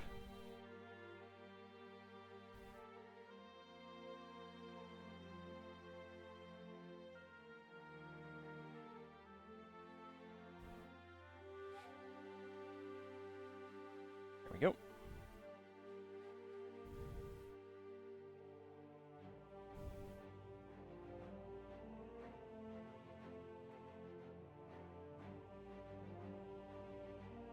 Man, I want the Star Trek Lego set picture. I want to know what it looks like. I want to know what they're going to make. Don't know yet. It's just Star Trek. Okay, so we have a black friction pin, a dark gray friction half pin, beige 2L bar with stop, red, green and nougat angle bar with stud, white 1x1 plate flower, 1x1 cylinder plate in brown with hollow stud, and a bright green carrot top as our extra parts. Alright, bag number 8.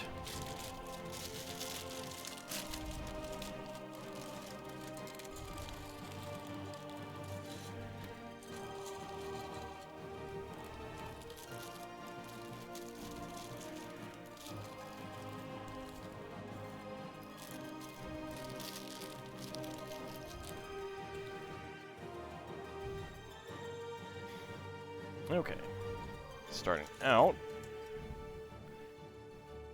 we're going to need these. I'll put them here for now. 2x2, 4x4 cylinder plate and 2x2 macaroni.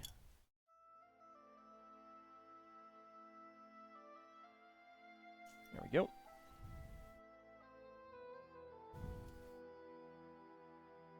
Four by 4 cylinder plate, dark red 1x2 plate there, and get some more dark green fern leaves.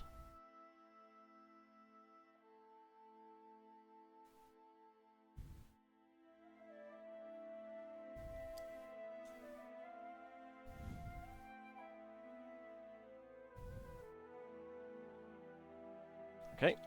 Now we get our first 2x4 by 5 half-cylinder panels. They're great for making rockets and stuff.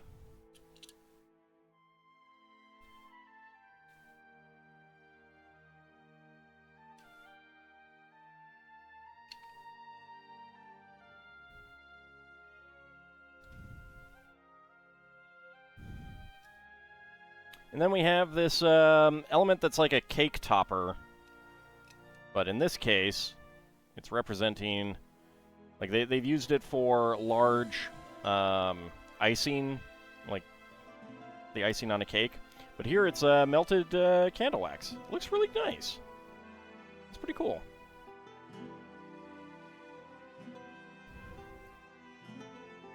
Not sure what green olives you like better, the green olives with pimentos or the green olives with garlic. I didn't even know they made green olives with garlic. Like garlic where the pimentos would be? I don't even know what a pimento is. Other than I don't like it. I'm pretty sure I'd like the garlic better. I also don't like olives. Alright. Slide that right in there. Excellent. Okay. Go ahead and move this train back so I can put this up here.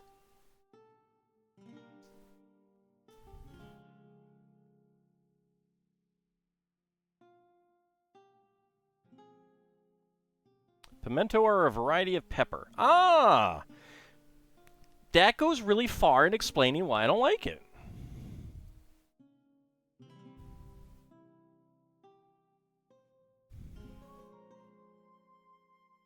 It goes really far in explaining why I don't like it. I don't like peppers. I like black pepper. I don't like peppers.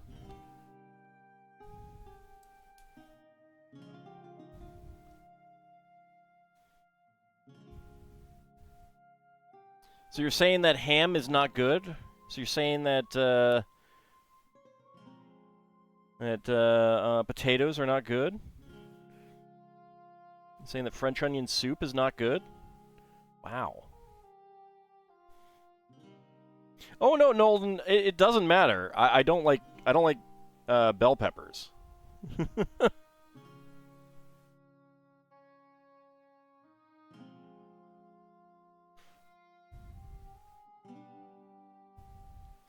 The flavor is just ugh, to me.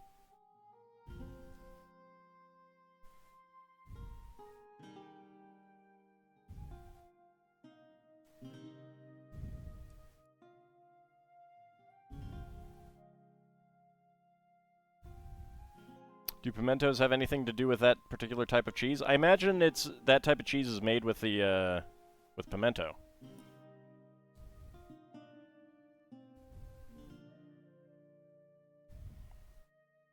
You ate chili because you like your food to taste spicy and not to use Nerf toxin to burn you.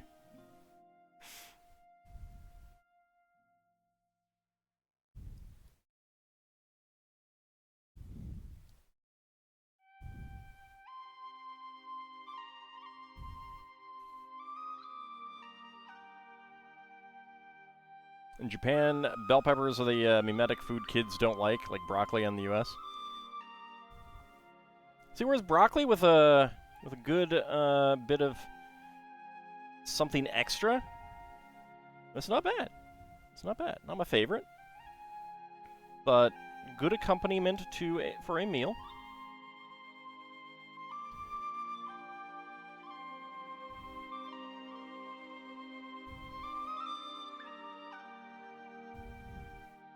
Okay, there we go. Got the bow on.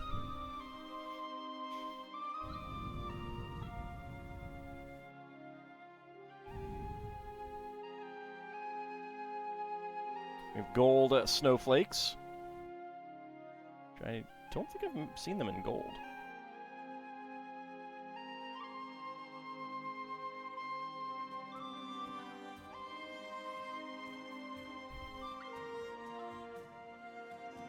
Yeah, broccoli with a nice cheese sauce, or even just like butter.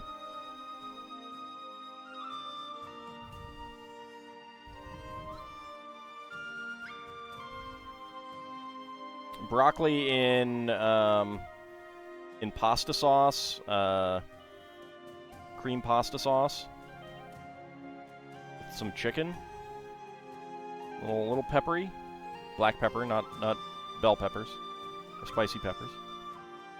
Good stuff. Funnily enough, your mom specifically cannot eat red peppers of any type. Something about that natural coloring compounds gives her a stomachache. Yeah, no, I know people who have some problems eating particular things.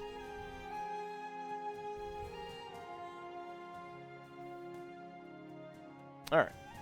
I mean, I actually have a friend who breaks out in hives by handling brushed aluminum, so there's a lot of weird, mild allergies that people can have out there.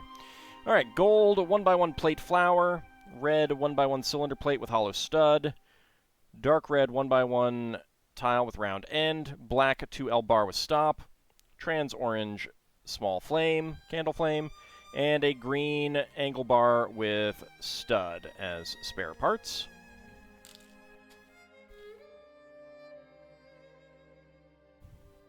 All right.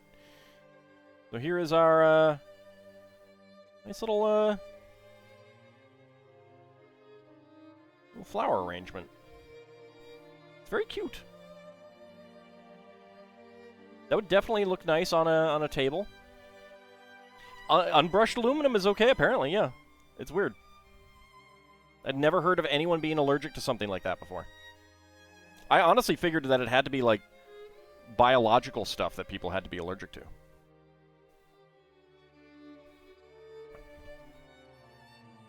Until that happened. And she didn't even know that that was a problem for her until she got an iPhone that was brushed aluminum. And started breaking out in hives. The box got a little crunched. I may or may not have stepped on it.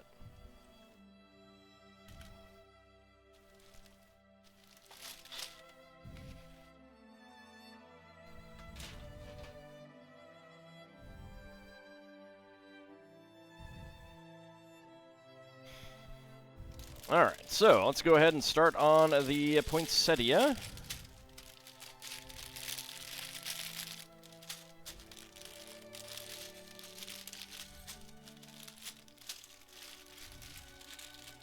Okay, there we go. Put the instructions up there. Put the bags up there. Bag number 1 down here.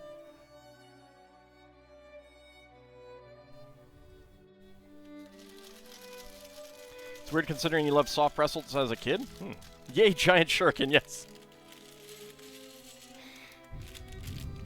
I would definitely have used that as a kid, Kinshare. That is definitely something that I would have played with it as. Alright, let's see. Poinsettia. Euphorbia pulcherrima. As the year draws to an end and fall turns to winter, few plants can light up our days and living spaces like the radiant poinsettia. Known in its native Mexico as the Noche Buena, it has long been a welcome guest in homes around the world and a popular gift to share with loved ones for the holiday season, unless, of course, they have cats. In the wild, they can grow to more than 3.5 meters, 12 feet tall, and it is one of the best-selling potted plants in the world. With over 100 variants, from cream to pink, purple, and orange, the most characteristic version is still the bright red. Okay, so we have a section in Spanish where it's called Noche Buena. Let me see. Can I see? Wait, yeah, okay. It does still say that. That's good times.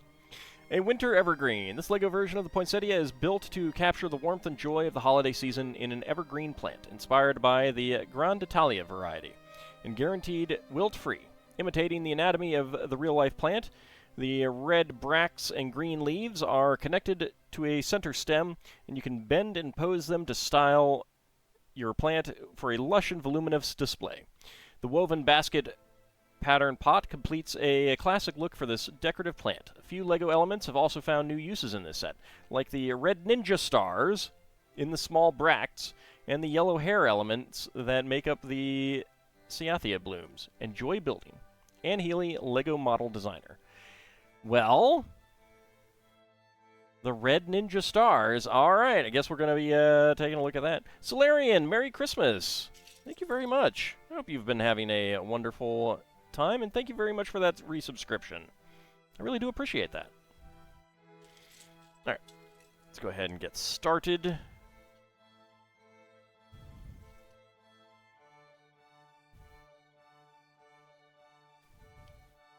Oh, no, this is interesting. Using the 1x2 half-cylinder with a center stud piece here. I would not have thought about doing that.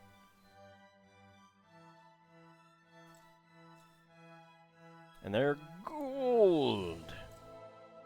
There's gold in them there Lego sets.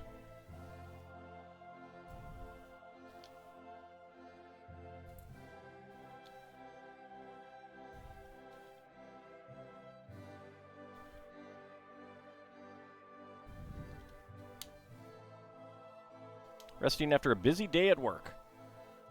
I'm sorry that you had to work today.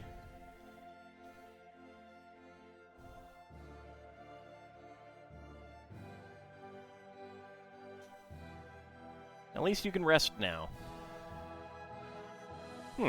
Okay. So, studs facing in. 1x2 brick with side studs facing in, because that is just the right amount of space there. You wonder what the exact plastic recipe used in Lego is, because it is ludicrously durable? So ABS plastic is very durable. Like, the harder elements of many Bondi model kits, for example, are ABS. That is a butyl something butadiene styrene. I can never remember what the full word is. There's a reason why it's just called ABS, though.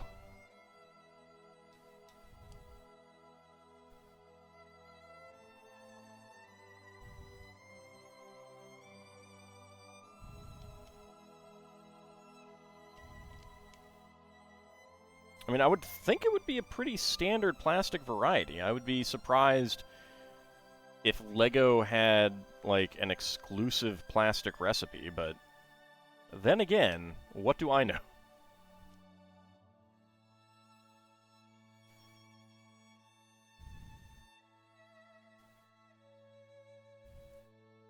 It is a really interesting way of doing that. I've definitely not done that before.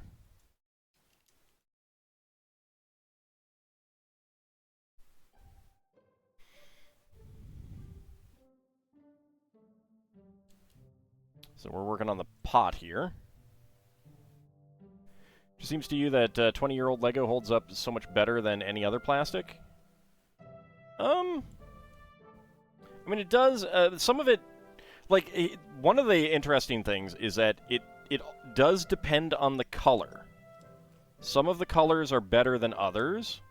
There was a bit of a controversy with so-called brittle brown and brittle dark red. I've never actually had any pieces break that way.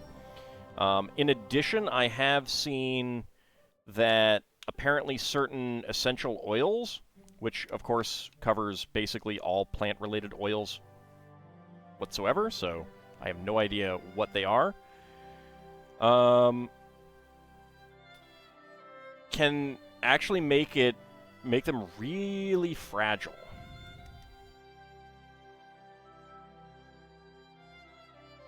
Howdy, Shield of Hope. Merry Christmas to you too. I hope you're having a great day. It's called ABS because it's easier for all to say. Yes. I mean, they would do that just for me, obviously. Because they know and respect me. Picked up 2 large jars of green olives on Sunday, and those 2 jars are almost empty. Nah, I think you're fine.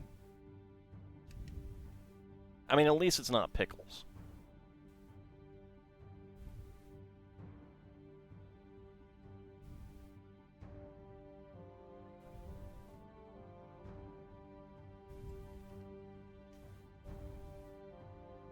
But yeah, the brittle brown and brittle dark red, and there may have been one other color. It tended to kick in after a few years. Are there non-essential oils? I think non-essential oils are oil. And other fatty non-plant things. I don't know why they're called essential oils.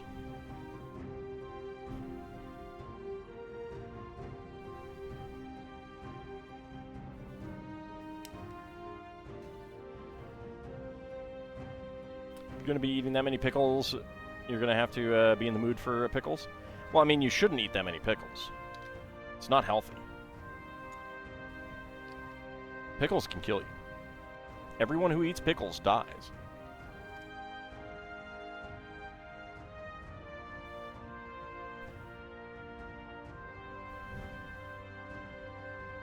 You should stay away from pickles.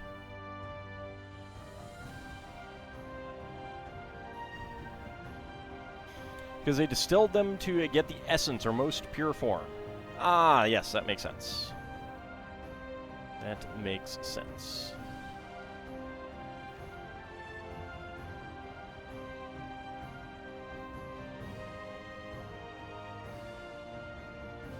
Pickles are tasty and good for you? No, they're not. You should stop spreading such lies, propaganda, fake info.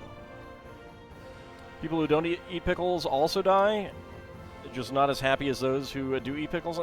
It's not true. It's not true. Howdy, Canadian Dragon. How's it going? I don't eat pickles, and I'm not dead yet. In fact, I'm not going to die. Ergo.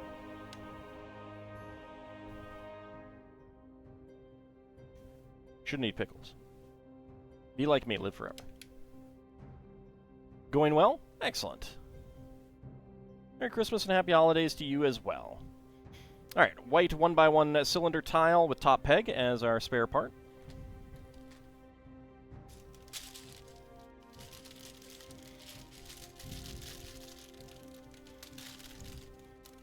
Ald will never die, just cease to be alive. Power him.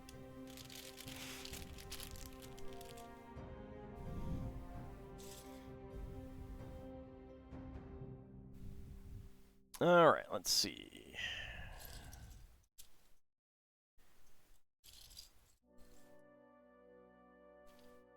Oh, that is a fascinating piece. Huh. Alright, how many of these I'm making? 4. Ooh, alright.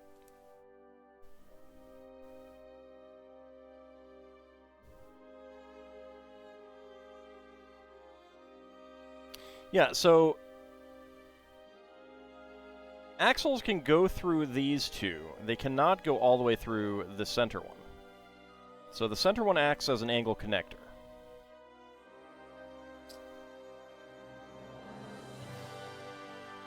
Wrong chat.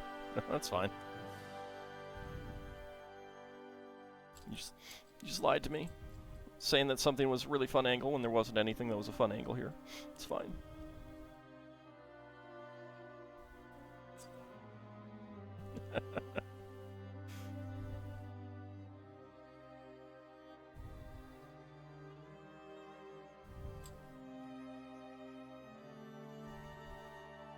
There we go. Got more of the side stud pieces to act as spacers.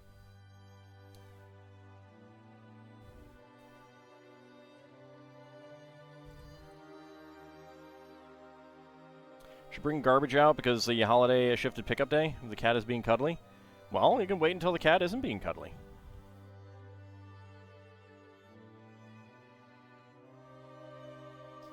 Oops.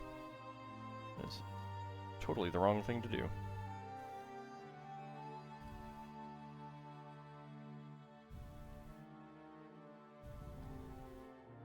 I mean, it's not like the cat is going to be cuddly for the entire night, you know?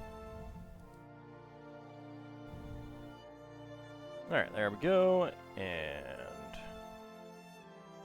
get these in here.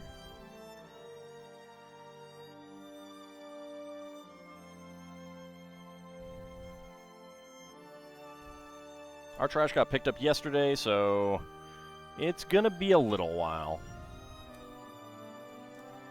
It is going to be a little while.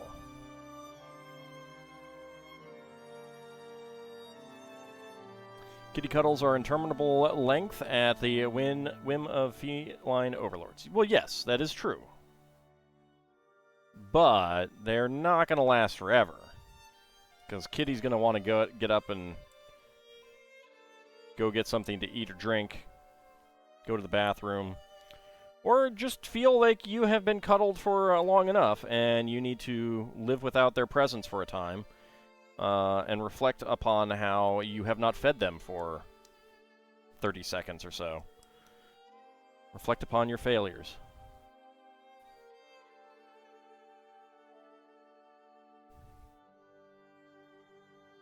Or Moxie Team Hut will demand love and lap time. Kitties get up and are immediately replaced by Pupper.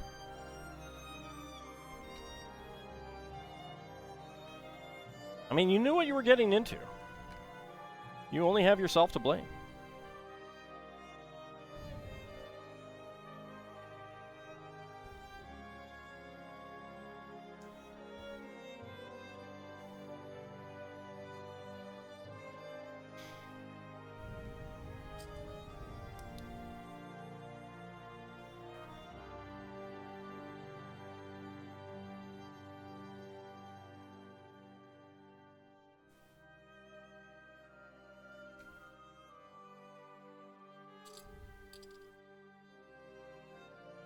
Cannot have a cat ever. Not that you do not like them, but you need to quiet and calm when you need to sleep. I remember visiting my sister one time when she was away for college, and she had no actual real place for me to sleep, like no spare bed kind of thing. So I slept on the floor, and let me tell you, her cats liked to use my chest as a launch pad.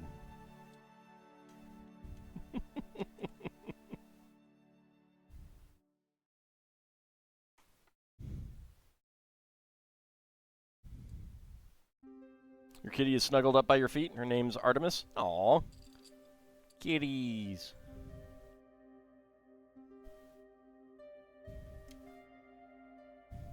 Yeah, I am allergic, unfortunately.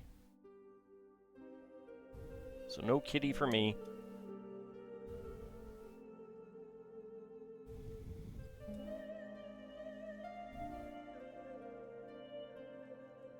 Your other cat's name is Poppy. Aw, it's adorable. Alright, so 4L axle. So yeah, so like it goes in there, so this will act as a connector. Doesn't go all the way through, but it can go all the way through here. That's just interesting. Interesting piece. I don't know what it's used for in Technic sets.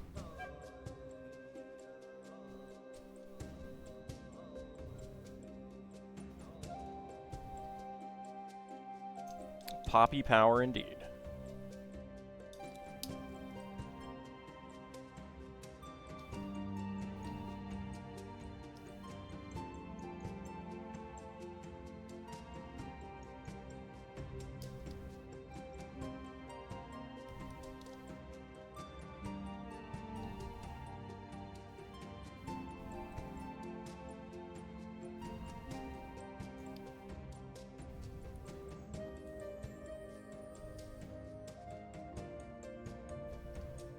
You also have little dogs named Angus and Lion. Aww.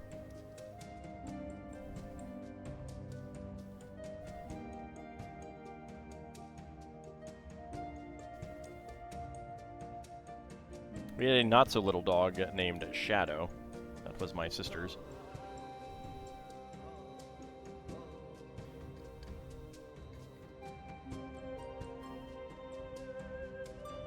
Okay, get that on there.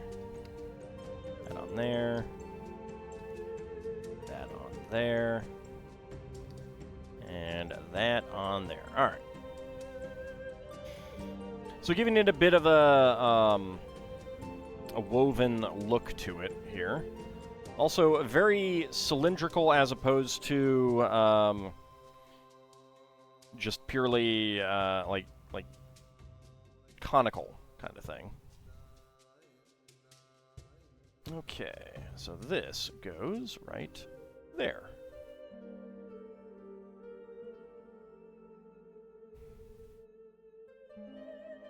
How long is this flower? I don't know. Look at a poinsettia. Get an idea from there.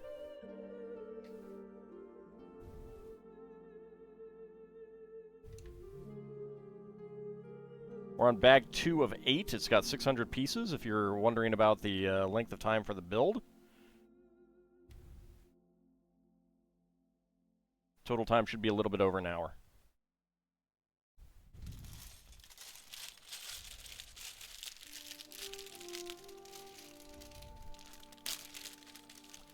Really depends on how much craziness there is.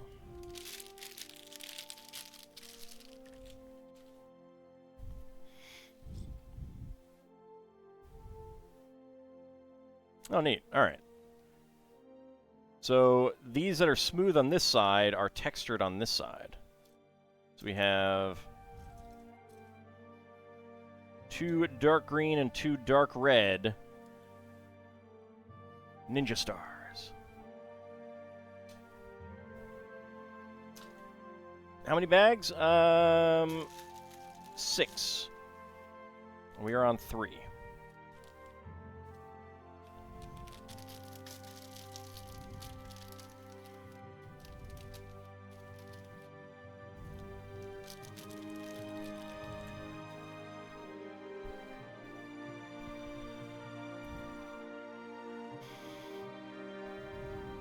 So not talking about these hair elements, because these aren't hair elements.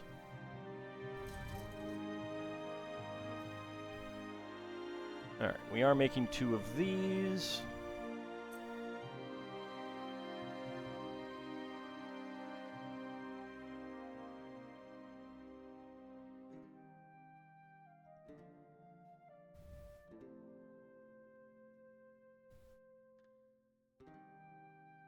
Ball joint there. Kitty has let you free. Freedom! Of course, then you'll come back and your seat's going to be taken.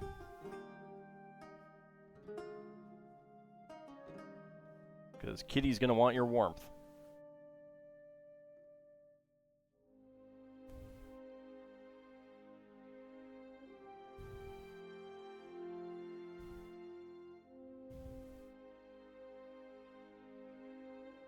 Forgot to get that through, and this one through.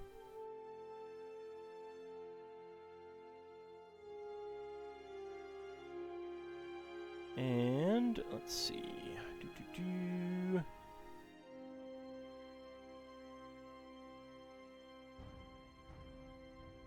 More ball joints.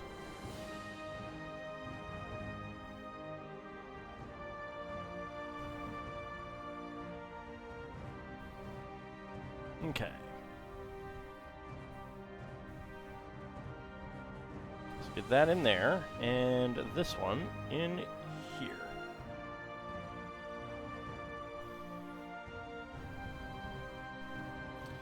And then 2 more. Heat vampires. At least they're not salt vampires.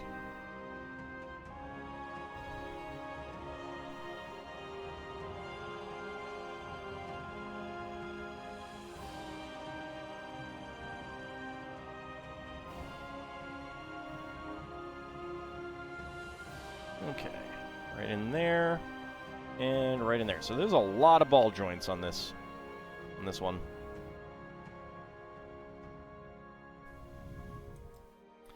So a lot of these elements, I don't know what I'd use these for.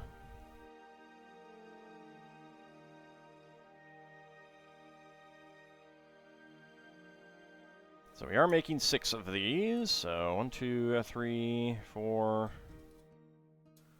5, 6.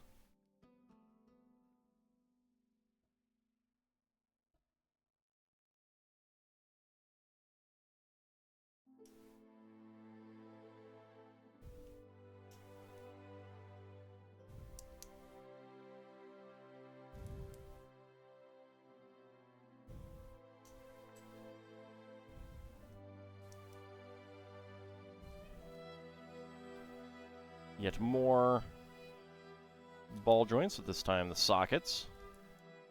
Appropriately enough, 6 of them.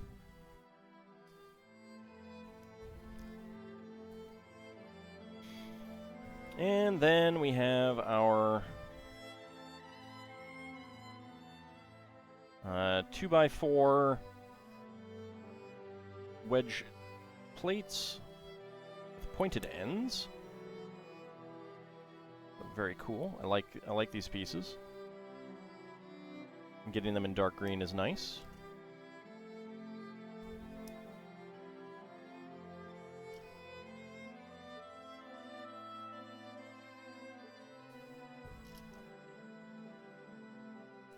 And the great thing is that we're getting an even number of them. And then dark green 2x3 tiles with double angle ends.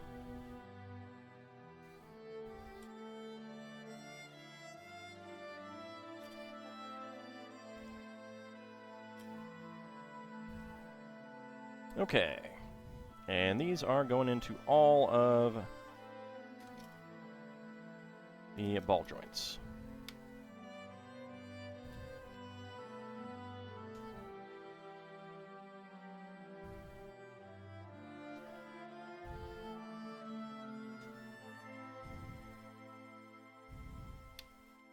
Make sure they're angled down for now. We can prop them up later.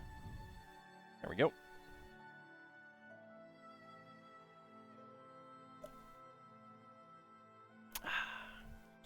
Okay. Alright, so we have the next one of these dark... Well, it's actually gunmetal gray. And 2 L axles in here, making it a connector.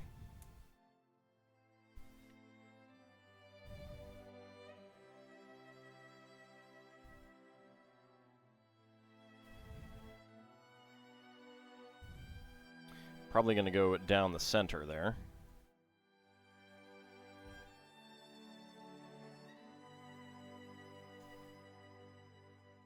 And a regular green axle connector.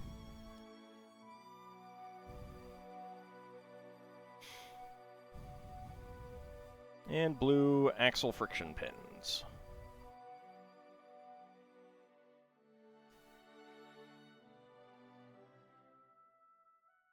Still kind of wish we could get these in other colors. More frequently in other colors. They do occasionally come in other colors. Back to work tomorrow, so you'd best do the sleeping thing. Alright, Sealand, have a good rest of your night. Merry Christmas once again. Thank you very much for coming on out.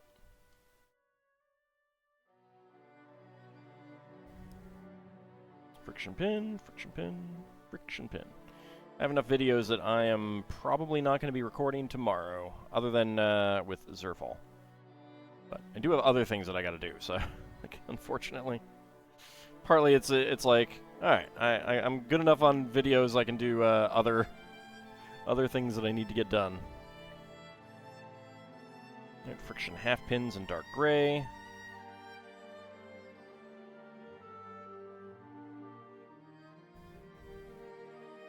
Next year they come in multicolor. Well, I would take that. Give me all the colors.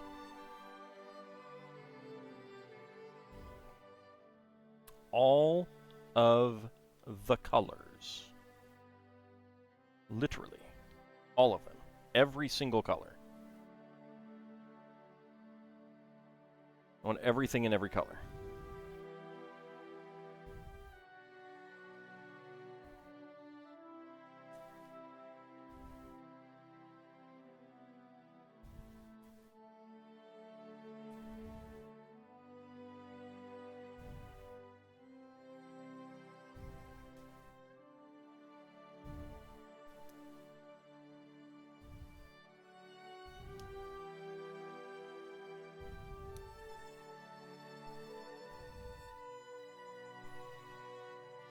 And then pickle Legos come out in all the colors? Sure, that's fine. I'll take a Lego pickle piece. They would probably just use the hot dog piece for it. We already got that in a bright green that would work for a pickle. This was dark green wood too. And then 4 L bars through there. And through there. Alright.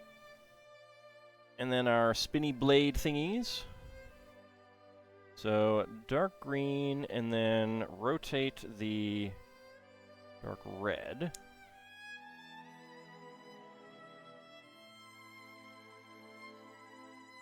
Slide that through, get this up like that. Maybe not quite that much. There we go.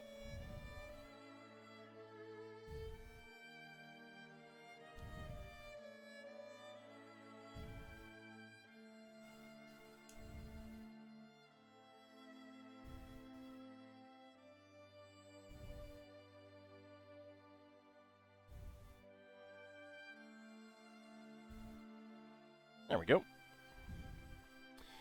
Alright, and these are going to go on to here.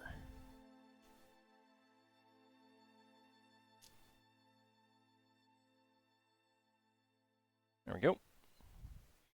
Alright, spare parts.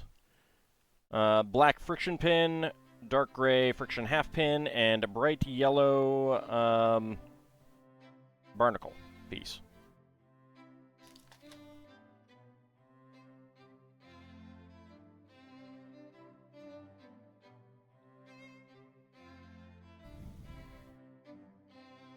Is that down as far as it goes? Yes, it is. All right. Okay, and next up is 4 and 5. Are these the same?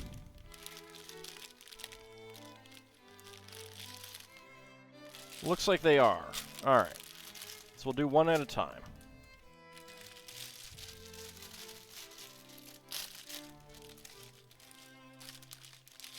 No, we won't. We'll get them both out. The more the merrier, right? The more the merrier. These are pretty cool pennant flag elements. I don't know what else they've used them in, if anything.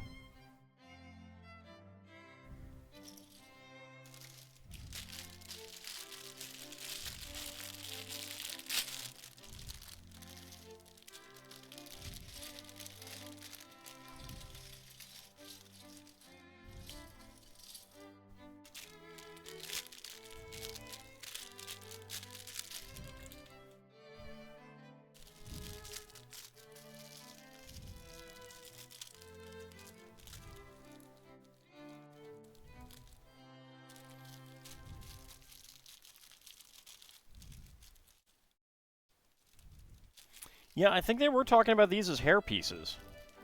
Which is very, very weird. I don't think I've seen them use them as a hair piece.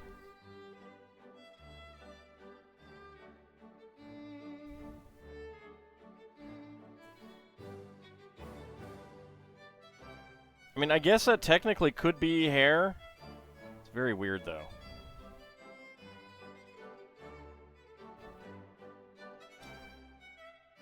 Okay, next up. First up. Green 3x3 pulleys, which I don't think they've done green 3x3 pulleys before. So that's pretty awesome. I like that. I like getting these in different colors.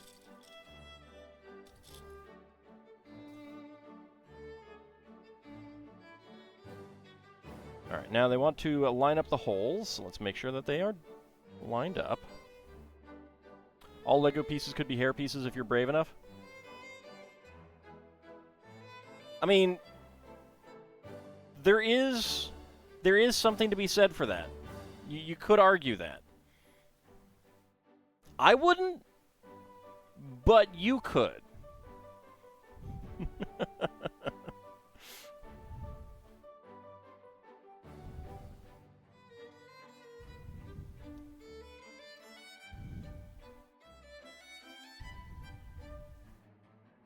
No, I mean, that's one of the fun things about Lego is that if you can figure out a way, just about anything can be anything. So.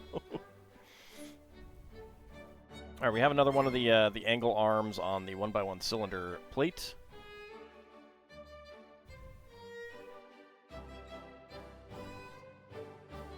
No, 1x1 cylinder plates over here, huh? Weird. I mean, you could always do digital Lego. That's free.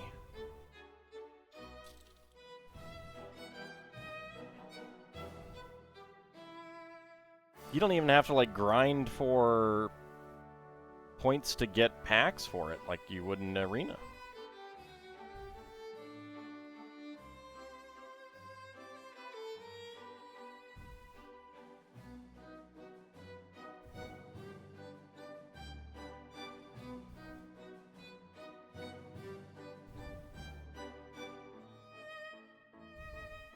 There we go. Or pay for packs in real life, your poor, poor wallet. Yeah, exactly.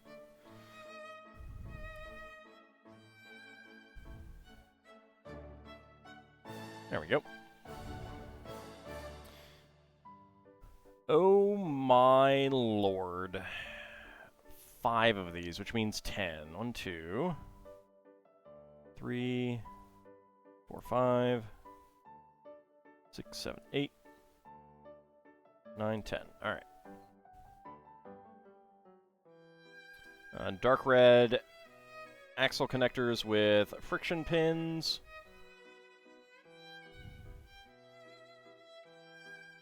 Then a green pin connector. And a dark green 1x2 with technical.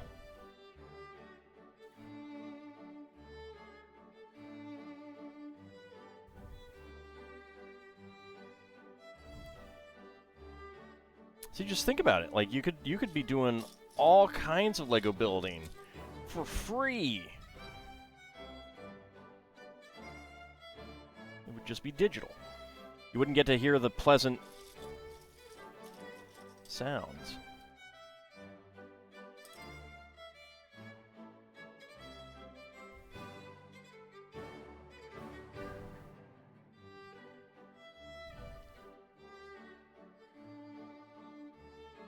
And that is one of the most satisfying elements.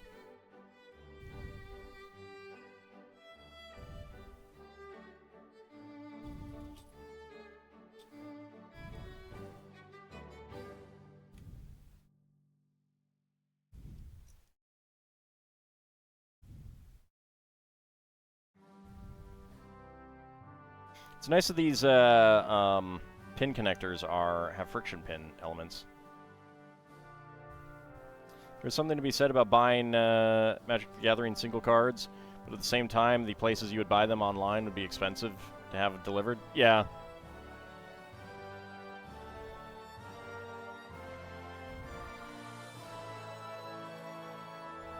I mean, it's the same price to ship things by USPS, right? I didn't think Alaska and Hawaii were more expensive to ship things to. Just by the Postal Service. Obviously, I would understand FedEx and UPS being more.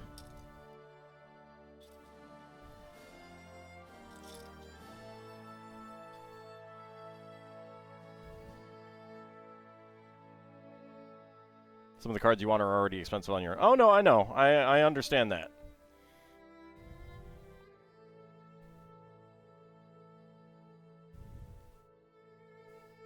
Just wanted to make sure that I understood our postal service properly.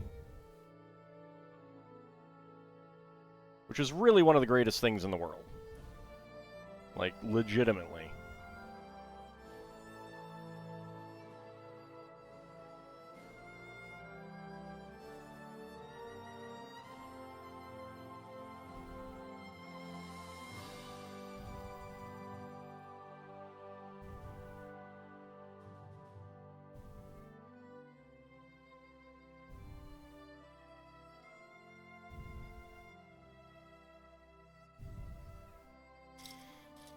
Alright, let's see.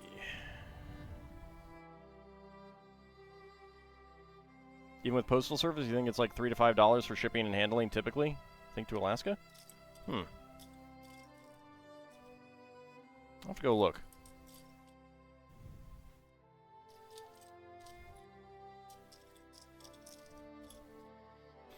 Alright. There is that piece. Where is the last dark red one? There it is. Welcome back, Kinshir. Well, if you're sending a letter, is it not just a single stamp, like for a standard letter, single sheet of paper in an envelope?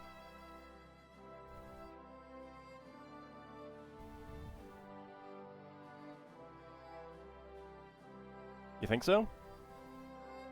Yeah, I would expect the packages to be about the same. Because one of the advantages of doing things like that at scale is that you can take a loss on something like that, which, of course, the Postal Service isn't out to make a profit, so it doesn't need to make a profit.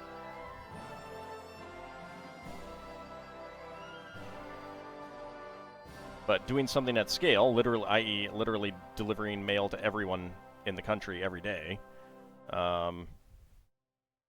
they can subsidize shipping. I mean, like, they don't guarantee the time of delivery. Well, no, I mean, like, that's the thing. Is like, I mean, that's why it's the Postal Service. It is a government service. So yeah, it is not supposed to be and not designed to be profitable. It actually is, however. The reason it doesn't seem like it is because they've been required to prepay pensions for decades, specifically to make them appear like they lose money.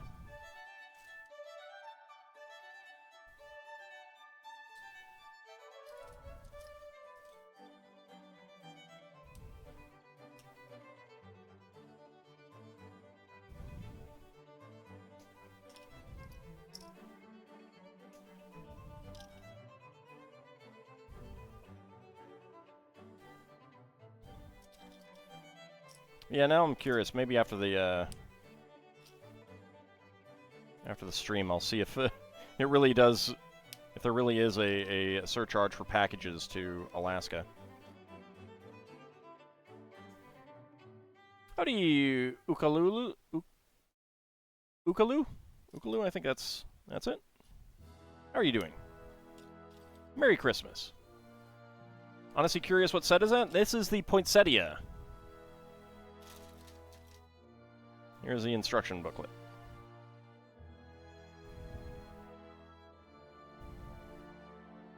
Oh, is that an eye? Okay.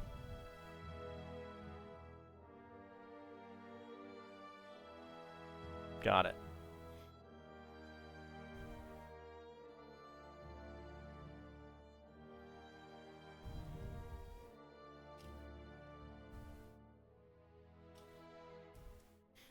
I mean, there's something about opening a blind bag type thing and seeing what you get. Obviously, if you want something very, very specific and you don't get it, that sucks. Or if you're trying to get a full set of something, that sucks. In which case, yeah, it does make more sense to go for individual things.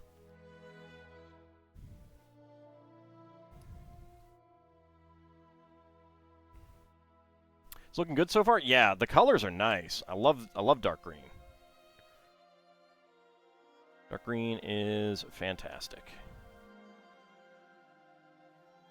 Okay, let's see. Now I gotta do 5 of these.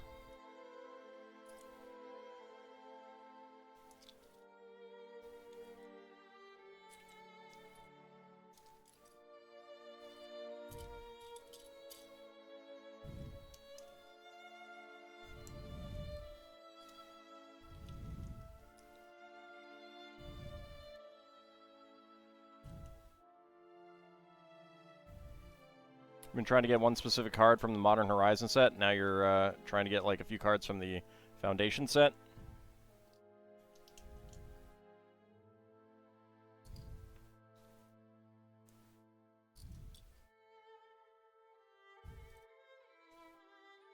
You know, I probably should have counted when I was making it. I did not.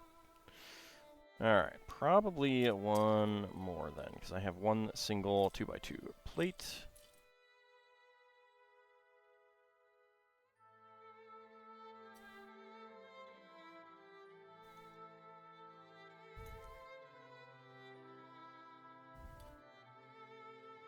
Yep, there it is.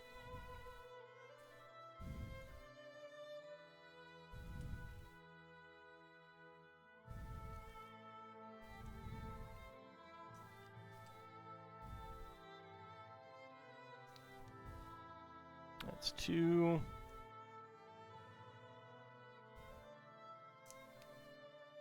3. 4.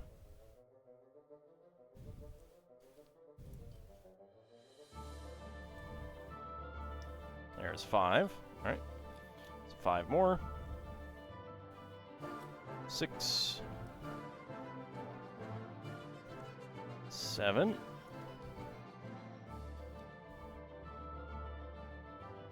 8.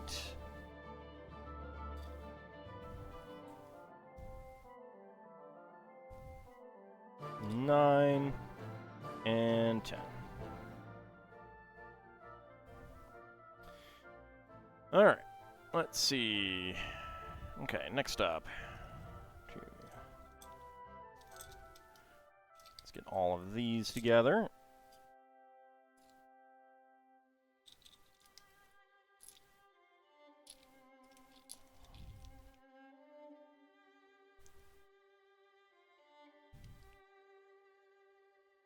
That's 2,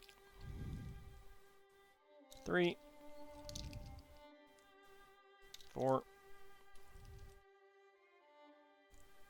5, 6, 7, 8, 9, and there is 10. There we go, and then we get these pieces. Pretty sure at this point you're going to have to buy the single cards online and bite the expense. Yeah, I mean, if you really want them, oftentimes that's what you got to do.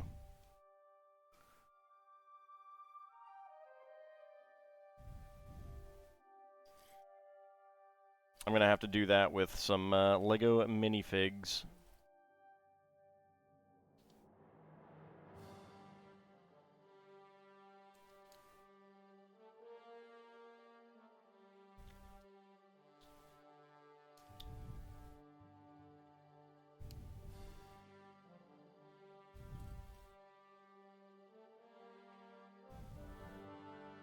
Love the little snowman. Yeah, that was a little polybag. Very, very cute. Also, his head turns.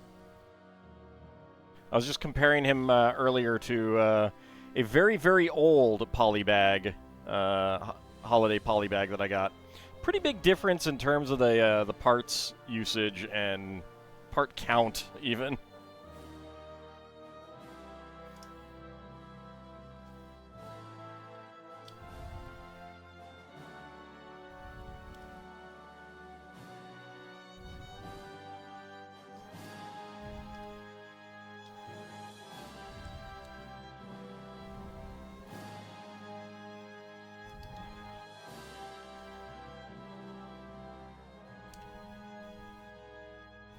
I do wish that I'd sold my magic cards back when they were valuable.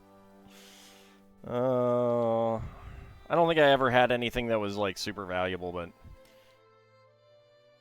I don't think they're worth as much now as they were at one point. Lego products are getting better with their designs? Yeah. The part usage these days is amazing. And, like, you know, it's interesting to think about the difference here. And not just in terms of, like, the part usage, but, you know, like, compare this to a set that came out 15 years prior, and there would be a huge you know, it's a huge leap over that even.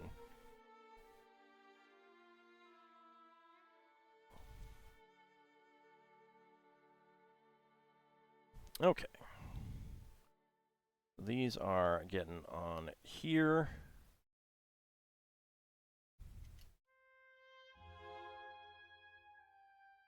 Oh, Lord.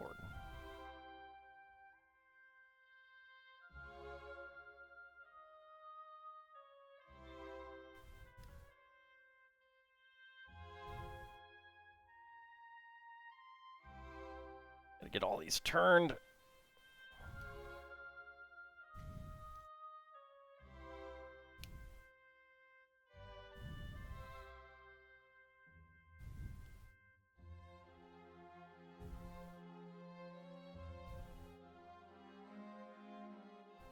There we go.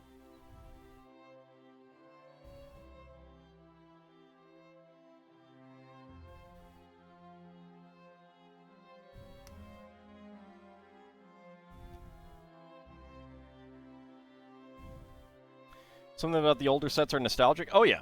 Oh, yeah. I mean, they're good designs. They're good designs. It's like not... doesn't take anything away from their designs.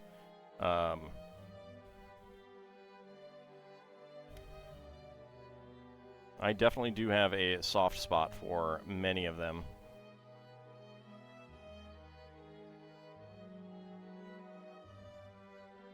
Especially ones that were really from my childhood. There we go.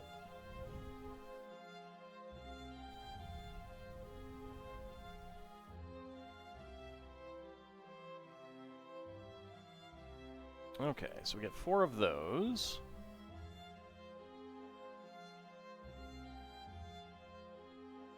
These are the new orange that came out last year, the red orange. You can compare that. Like, it's weird. This now feels orange, and this feels like, oh, it's a little pale. It's funny how that can happen. That's probably an extra one.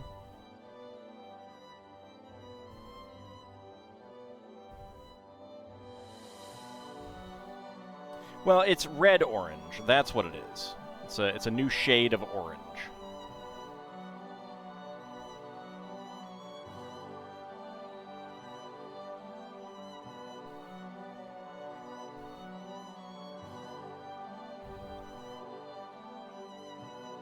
Yeah, like 80s Lego cars, still one of my favorite designs. Just so simple, so basic. They get the job done really well. They have some fun little features. You can do all kinds of different car designs with them. Modern Lego cars tend to feel a little bit large to me.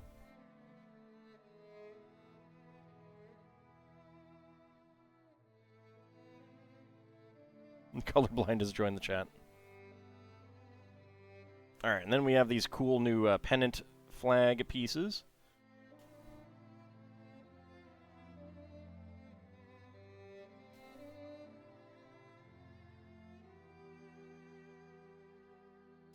I hope these come in gray at some point.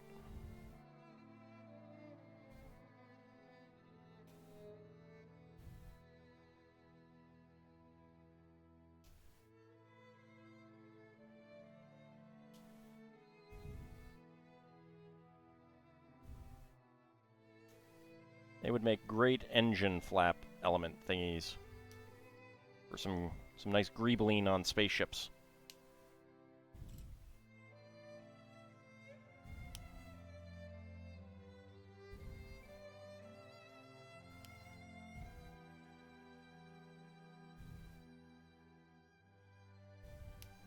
Pennants could work for sailboat builds at smaller sizes. I think you would want right angles for that.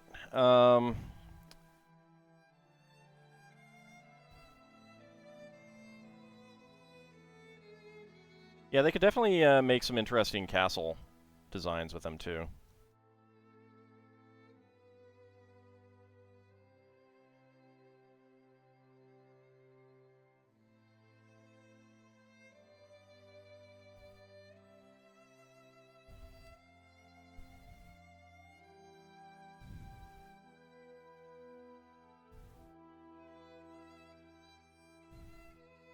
There's nothing in between them, right? No.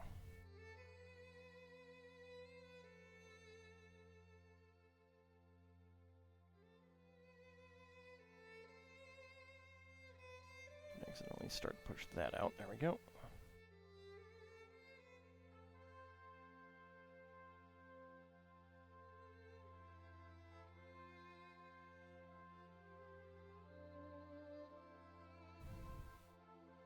There we go. Alright, next up, brown 1x1 cylinder plates with hollow studs. Right in there.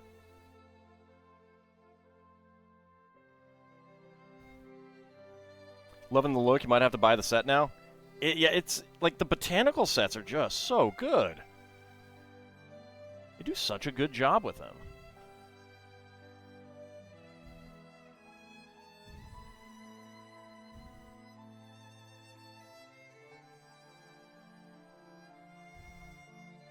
Yep, come back here. Barnacle. Have they done a Neuschwanstein castle yet? No, they have not.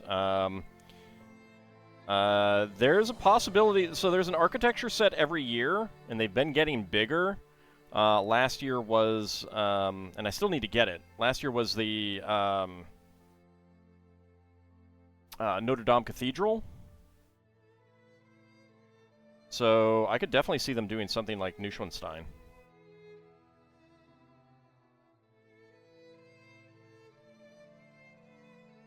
I would love that. I would love a series of castle architectural buildings. You don't have to water them or anything? Yeah.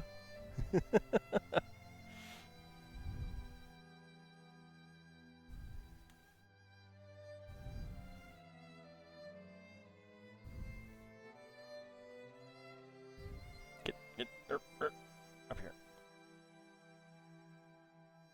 Well, they haven't done any sports stadiums in a while. I think they did a few, and then I think maybe they sold well initially, but they tend to be very repetitive builds. So they haven't done anything. They haven't done one of those in a while.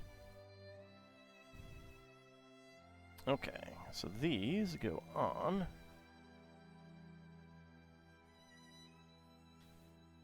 There. And there. Okay, spare parts. We got yellow and brown 1x1 cylinder plates with hollow studs. And red-orange pneumatic T.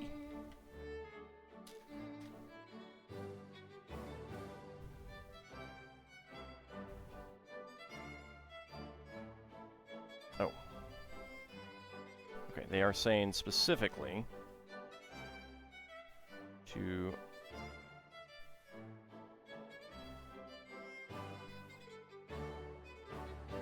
circle these around so that the brown 1x1 cylinder plate is at the top. Probably to give it more space. Where is it? Of course, it's all the way down there. There we go. We'll figure out the pedals in a moment. Alright, bag number 6. This is the last bag, and then we've got minifigs to do.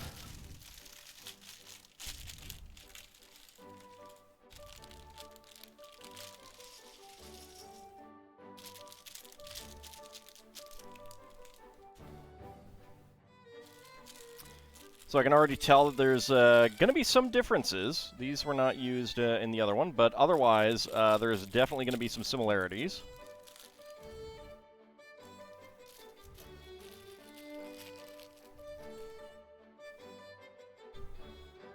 Well, we couldn't do a Neuschwanstein goal because LEGO isn't making that set, so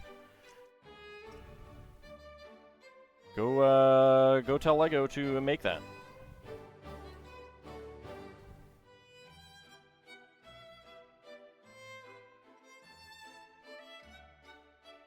That's how we get it. Get Lego to make it.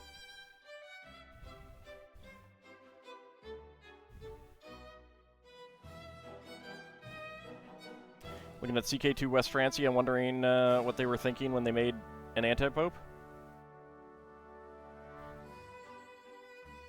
Well, it seemed a good idea at the time.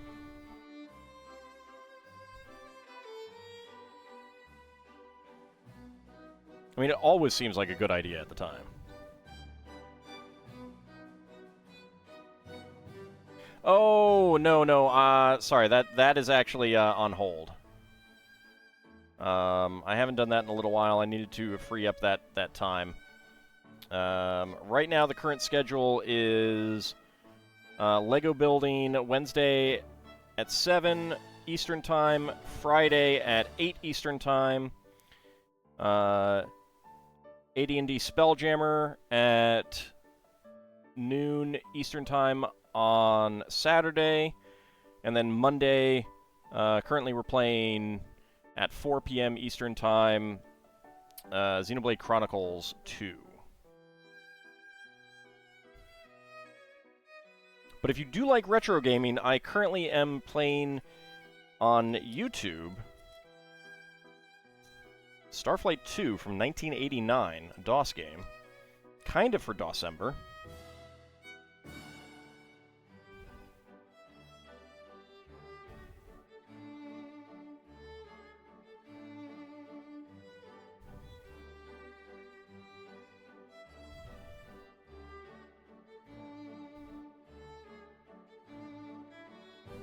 I should probably pull that off the schedule for now. Do you miss morning streams Wednesday and Friday? Well, I'm sorry. Couldn't sustain it.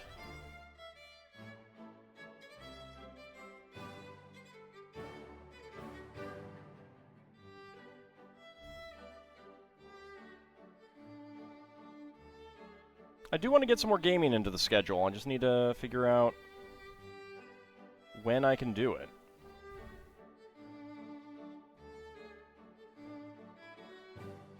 The many Minecraft worlds.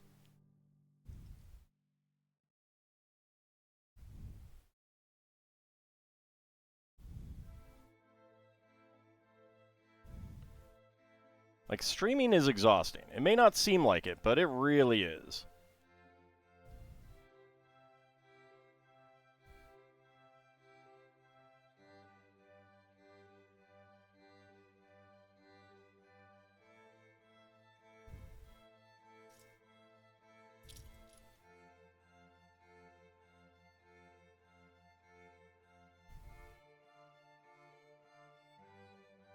Very mentally and socially draining, yeah. And it doesn't seem like it, but it is actually physically draining, too.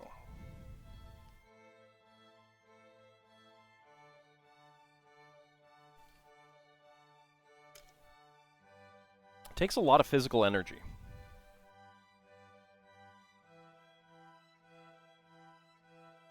Let's move that back a little bit. Let's have a little bit more space here.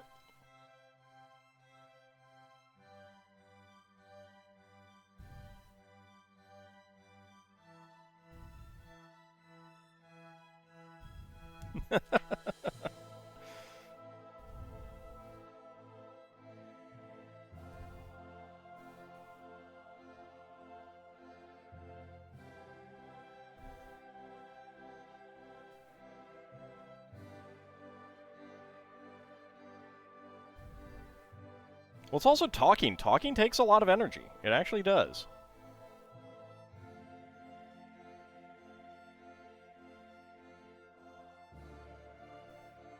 Doesn't always seem like it would, but it does.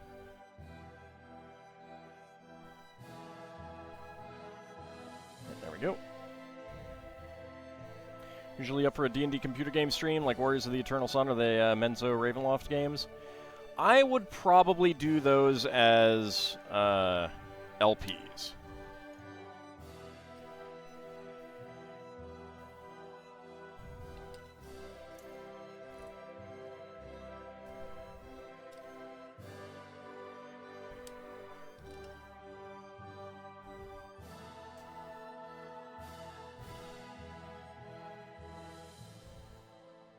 Find after 4 hours of constantly talking, your brain just goes mushy? Yeah, it definitely can. It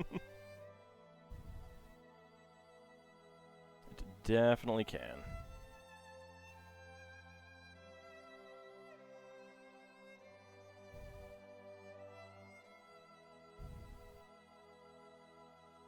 Alright, there's that.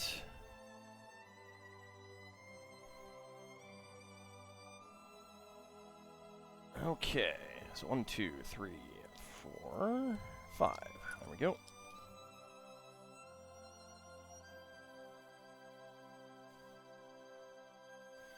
Get our click hinges on here.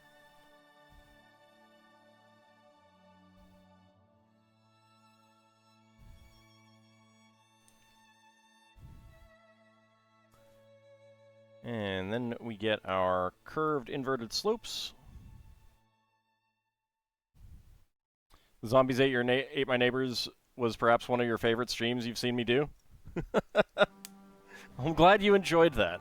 I am never playing that game ever again.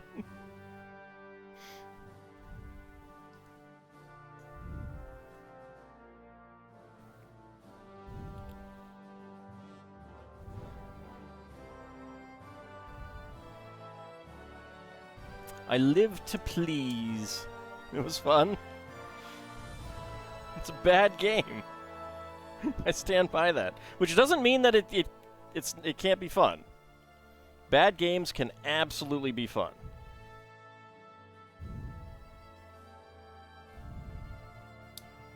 Everyone absolutely should enjoy and embrace the joy that any game gives them. But I'm not doing it again. Once was enough.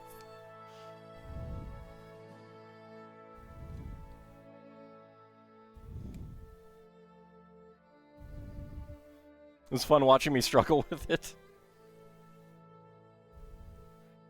Sorry to ask this, but you always ask anyone you watch, pineapple on pizza or no? No. I do not like pineapple.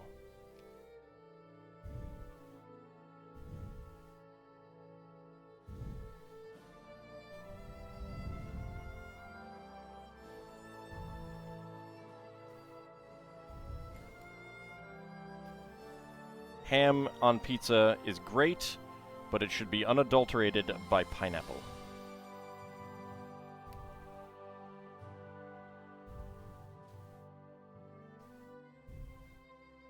Alright, we'll get these leaves straightened out in time. Pizza is your favorite food? You always have to know. It is pretty high up there for me too.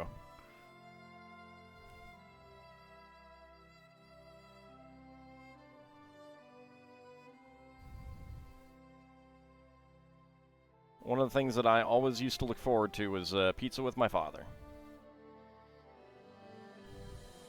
He was... I don't know if pizza was his favorite food, but it was definitely pretty close.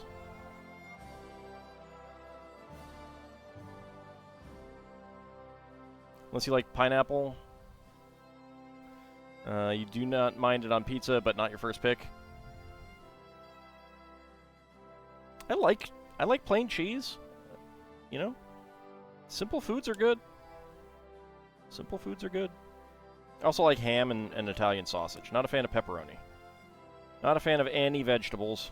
Not a fan of anchovies.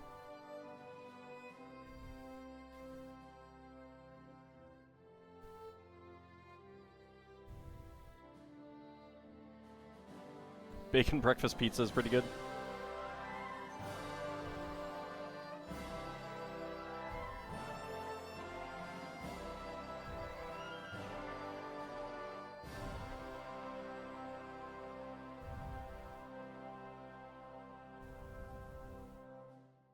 There we go. Okay, next up, brown 1x1 cylinder plate, of course.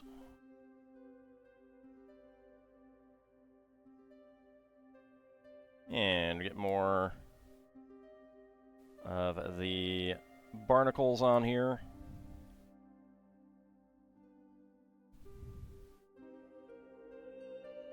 Tuna on pizza? Well, I don't like seafood at all, so there's... That's always going to be a no to me, no for me. I've had chicken on pizza, it's okay. It's nothing special.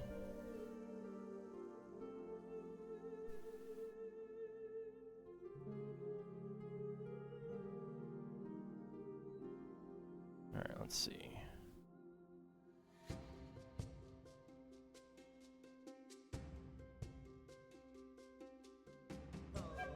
One of the nice things about pizza is that even a bad pizza is not, like...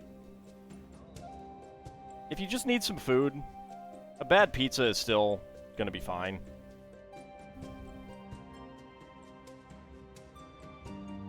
I mean, and I don't mean like burnt. I just mean like, This is pizza. Pizza cures an aching soul. That's true, it does. It does. My father would agree. Would have agreed.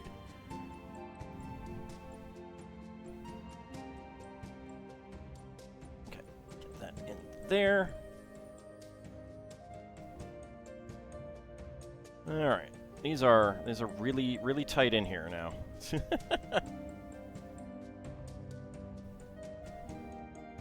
Alright, so spare parts. We got a dark gray half pin, friction half pin, and a bright yellow barnacle piece. Pizza is food that is hard to do on a level below okay. Yeah, short of like burning it.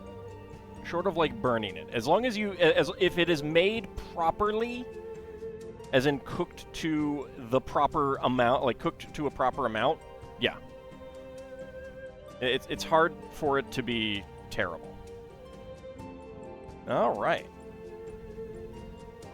Let's get these leaves up a bit more. Yeah, it's really nice. I like it.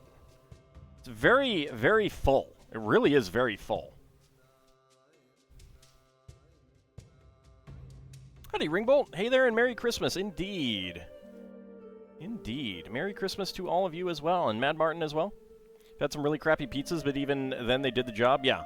There was a, when I was going to Anime Expo and staying in the Westin there, which you would recognize from In the Line of Fire. The food court there had what my friend and I referred to as bad Chinese and bad pizza, and they were fine. You know, it's like when you just need some food at the convention, at convention time. They do the job. So yeah, I like this. I like it. Very pretty. Very pretty. Speaking of plain cheese pizza, they are good. I usually get them with garlic. Little thing of extra garlic on the side. Not every place has garlic for that kind of thing, but yeah, just plain cheese pizza. It's nice. Absolutely does the job. Some oregano if you're feeling adventurous. Okay. All right. Well, let's go ahead and put that up here for the moment. And before we wrap up for tonight, it is everyone's favorite time. It is minifig time. All right, where are my sheets? There they are. I have not had a chance to go through this one to see what's actually left on it. Okay, actually, I'm going to need to move this.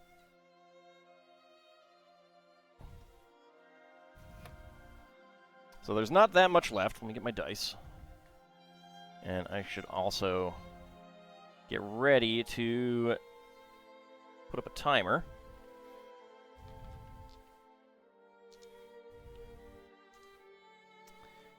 I think regardless of how many are left here, we're going to stop at January 1st, because I'm pretty sure that this set was tampered with. So it does not have everything in it.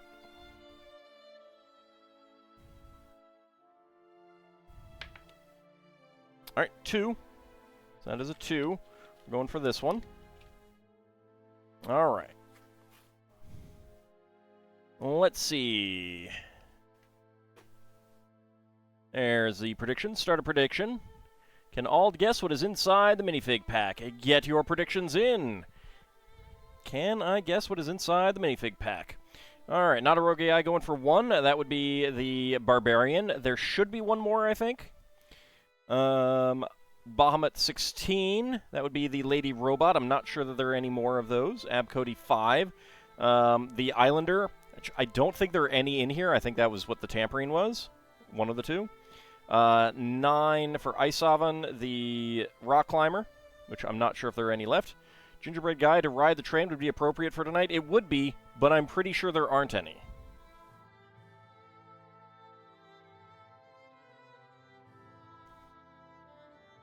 Pretty sure there aren't any. Howdy, Duke Darkwood. How's it going?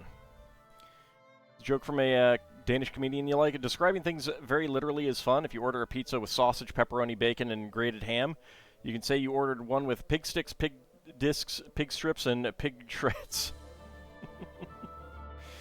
Rubber Bunny 9 also going for the Rock Climber. I will go ahead and roll as well. 14.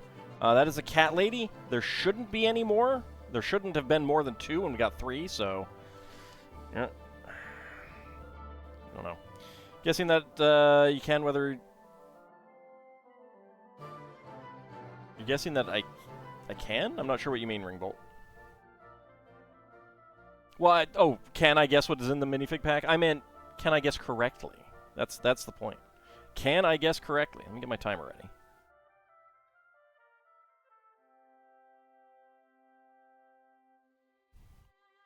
Okay, timer all ready.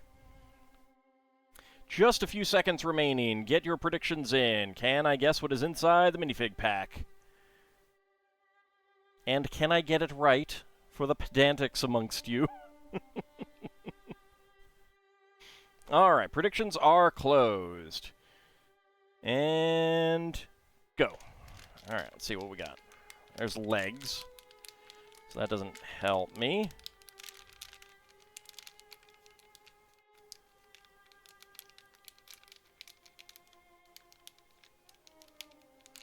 Yeah, that, okay. 17.26, pretty sure that we're getting yet another welder, which I think we've already had 6. So I don't think there should be any more.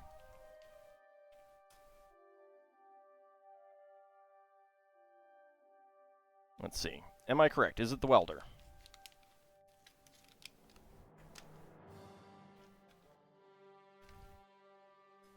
Yep. Yeah, like I said, I'm pretty sure the set was tampered with. Which really sucks. I still have to go in and get them. Definitively tampered with? Well, it was definitely tampered with. Whether the... Like, you can see that there is a piece of tape taped over the round one.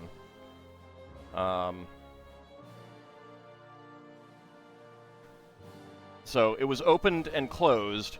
Whether that was to actually tamper with it this way, which I'm thinking it was, or whether there was some weird randomness with these sets, which I don't think there was, I cannot definitively say. But, alright, within 20 seconds, let's choose that prediction, because I did, once again. That was 17.26. So within 20 seconds, complete that prediction. Alright, who is getting the hams? Bahamut, Kinshir, and Lord Canis getting the hams. Getting a good amount of hams, too. Wow. Abcody, Isovan, and Ringbolt going for 20 to 50. Shield of Hope going for 50 to 60. And Lel Bunny going for no.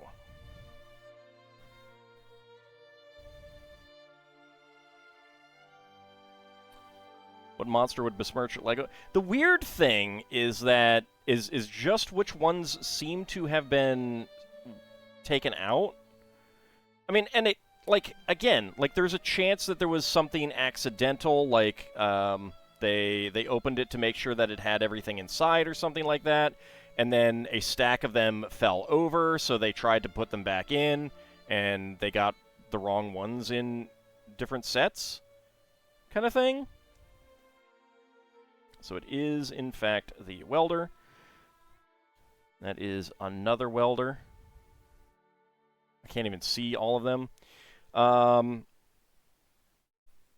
Like, I would expect, out of this set, and now, again, this is me, I would expect the Lederhosen lady, if someone were taking out the good ones, that is the one that I would expect to be taken out first. The Islander is the second one. I would not have expected the Gingerbread Man to be the one that all of them were taken out. So, I don't know. I don't know. You got a set for Christmas? Nice! What did you get, Duke Darkwood? Oh, the Tuxedo Cat. Awesome. I have been thinking about getting that. I've been thinking about getting that one myself. I do know that there are some viewers who would really enjoy that one. Alright. Next up. Now, oops, sorry for bumping the thing. Now this one does not seem to have been tampered with, as far as I can tell. Unless they managed to lift up the tape and put it back. So. I got all of these from different sellers. I'd have to go back through my my files to see who I got this from. Alright, so that is 2, so we're going over here to that column there. Alright, that's a 5. So 1, 2, 3, 4, 5. I mean, don't get me wrong, like, I do really like the welder minifig, so getting extras of that, not the worst. Not the worst. Same thing with the cat lady. Getting an extra cat lady, not the worst. Alright, can all guess what is inside the minifig pack? Get your predictions in. And let's see, let me roll a die. 13. That is the businessman. Let's see if we get that. 9 for Bahamut, that would be the Tiger Lady. 15 for Not a Rogue AI, that would be the Sasquatch. Another monster set would be awesome. Yeah, unfortunately, so we already know what's coming up in January. The May set is going to be F1, so they're all going to be non-minifig little race cars. I'm not going to get a full case of those. I don't care about that. The September set is going to be Spider-Man. So this upcoming year looks kind of for minifigs, unfortunately. I don't know yet. Until we see them, I don't know what I will get for. Like, I don't know if I'll get a full case of the Spider-Man. If there's some really good non-Spidey minifigs in it, sure, but I don't know. I don't know. I don't care about Spider-Man that much. How many shelves can I fill with minifigs by now? Depends on how deep the shelves are. I do actually have a display case I need to actually open up and put someplace. Put some minifigs in. I'm pretty sure that I have more than that now, though. Because there's actually a lot of minifigs that I have, like, minifig sets that I have gotten before that I did not get for these streams. So. Firestar and Iceman are there. Total win. I mean, there's going to be some good ones, I'm sure.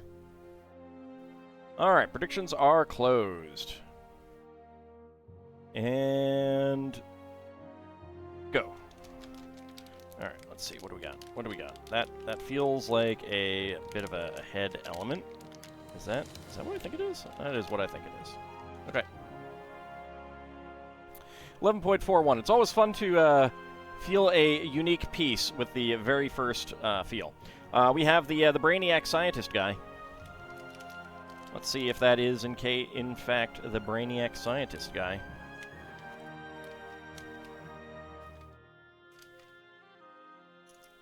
It is indeed. I felt this part.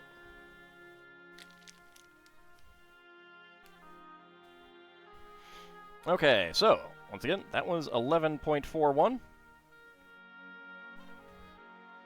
Let's choose the outcome. Within 20 seconds, complete that prediction. Alright, Bahamut getting all of the hams. Very nice. Kinshir, Lord Canis, Ukayo, and Ringbolt going for 20 to 50.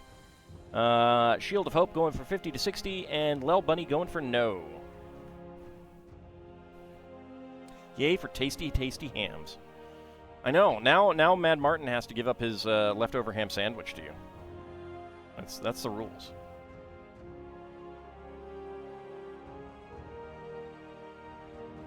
Suplex the Christmas train.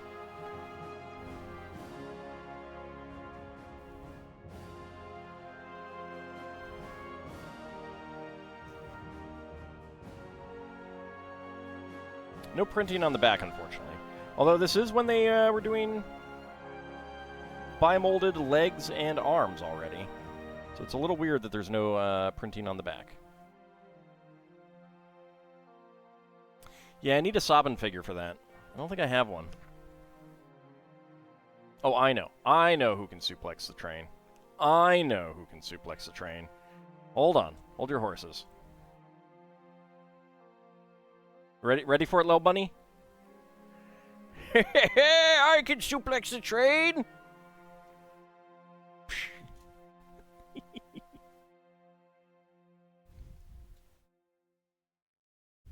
Yep, it's me, Jack Stone Fireman. You know you love me. Everyone loves Jack Stone Fireman.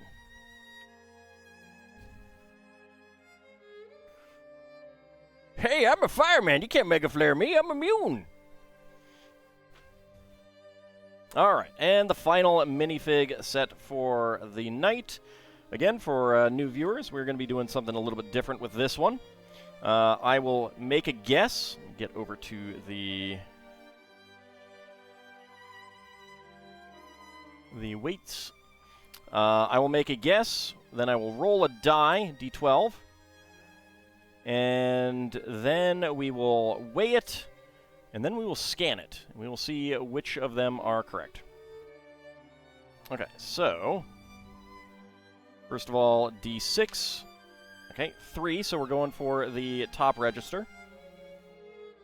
And we can do a D8. That is a 4. All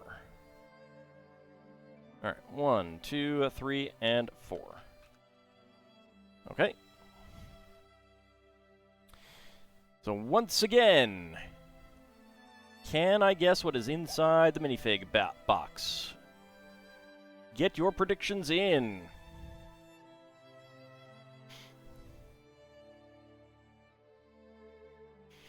There've got to be minifigures with blonde flat tops. I'm pretty sure there's a blonde flat top, yeah. I want to... Oh, no, that was probably black. You know what? While that's going on, let me see if I can find...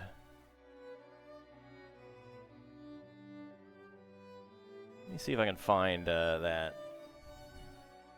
To a brick link we go. Parts. There's minifig. Hair. There's a lot of hair. Let's see.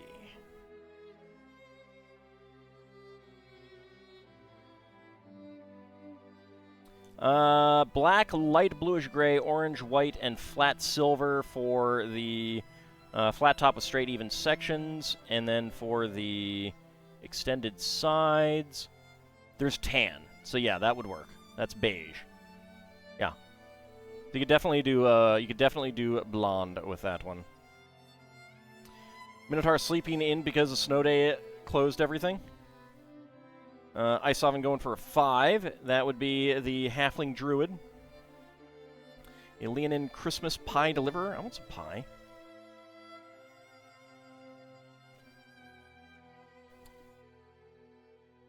Someone should definitely get me pie. I want pie. I like pie. Pie is delicious. Depending on the pie. Alright, I'm gonna get my minifig scanner up. Get that all ready. You made apple, strawberry, rhubarb, and French silk. Ooh. I will take the apple and strawberry, Mad Martin. You got enough pies. You don't need more pies. You should give me some of those pies. I don't know what French silk is. Alright, predictions are closed. So, let's first do the shake test. I am correct. You have more than enough pies? Yeah, I know.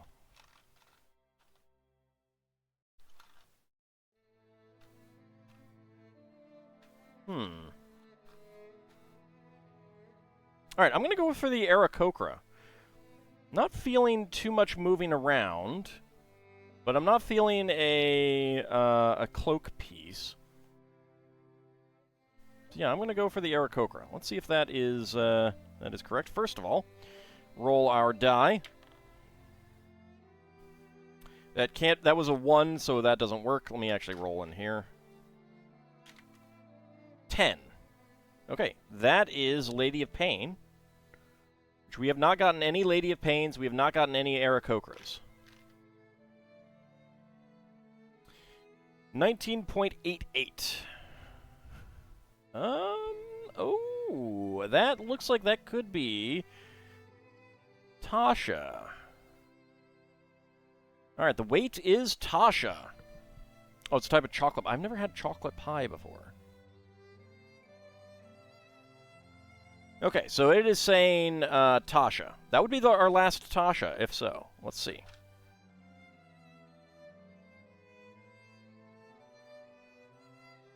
Yep, that is Tasha. Okay.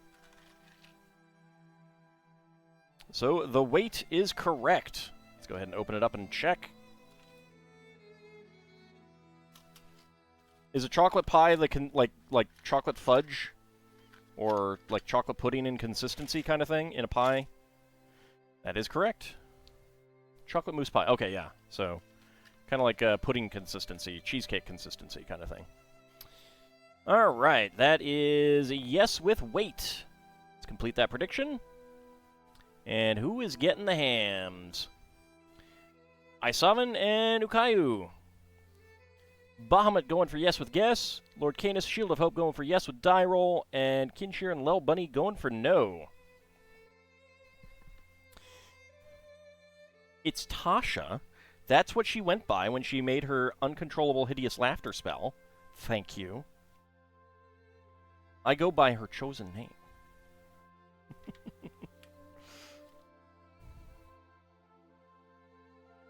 I'm actually not sure if Igwilv and Tasha were connected in 2E. I don't know. We had her laughing before, so we won't have her laughing. I love this hairpiece and hat. So good. All right, Bahamut, have a good rest of your night. Merry Christmas. Thank you very much for coming on out.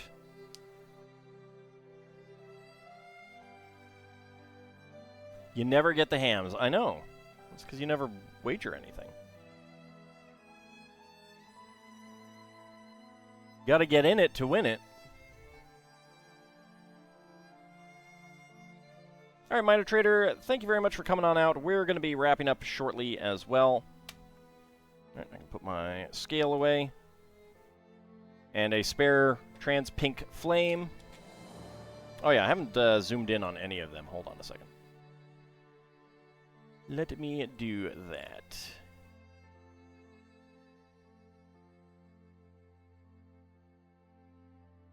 Why did you go all the way over there?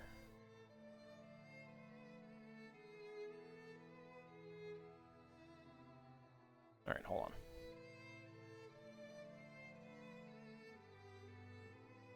All right. Go ahead and zoom in on Tasha.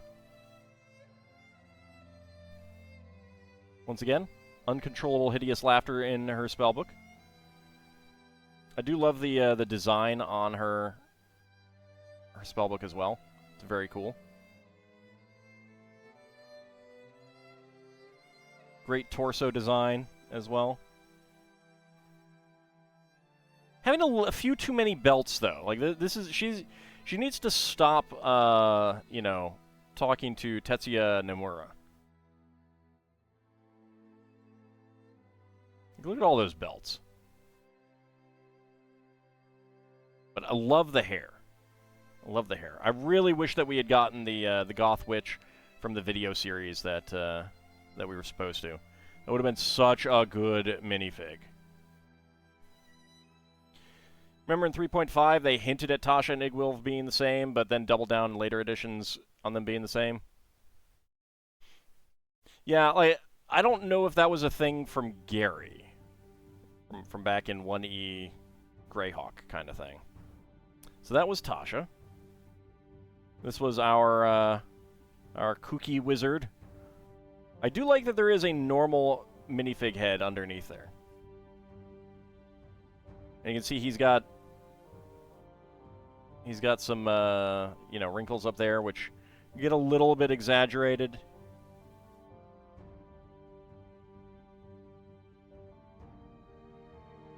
And then, of course, our welder, which also has a good face. This is a great, like, workman face. Definitely useful. And a little flammable logo on there is cute. All right. Well, that is going to be minifigs for tonight.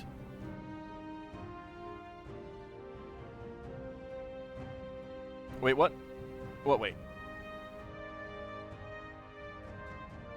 What are you talking about, Duke Darkwing?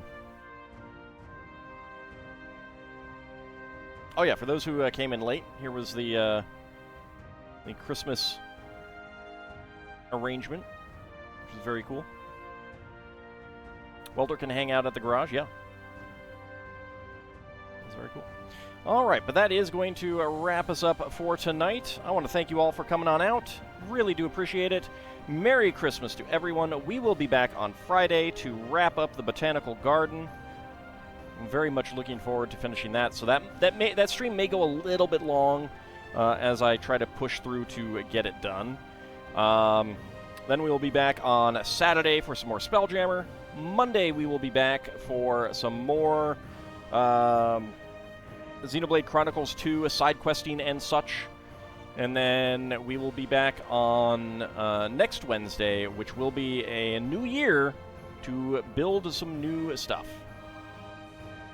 So I want to thank you guys for coming on out, and I shall see you next time. See you then, everyone.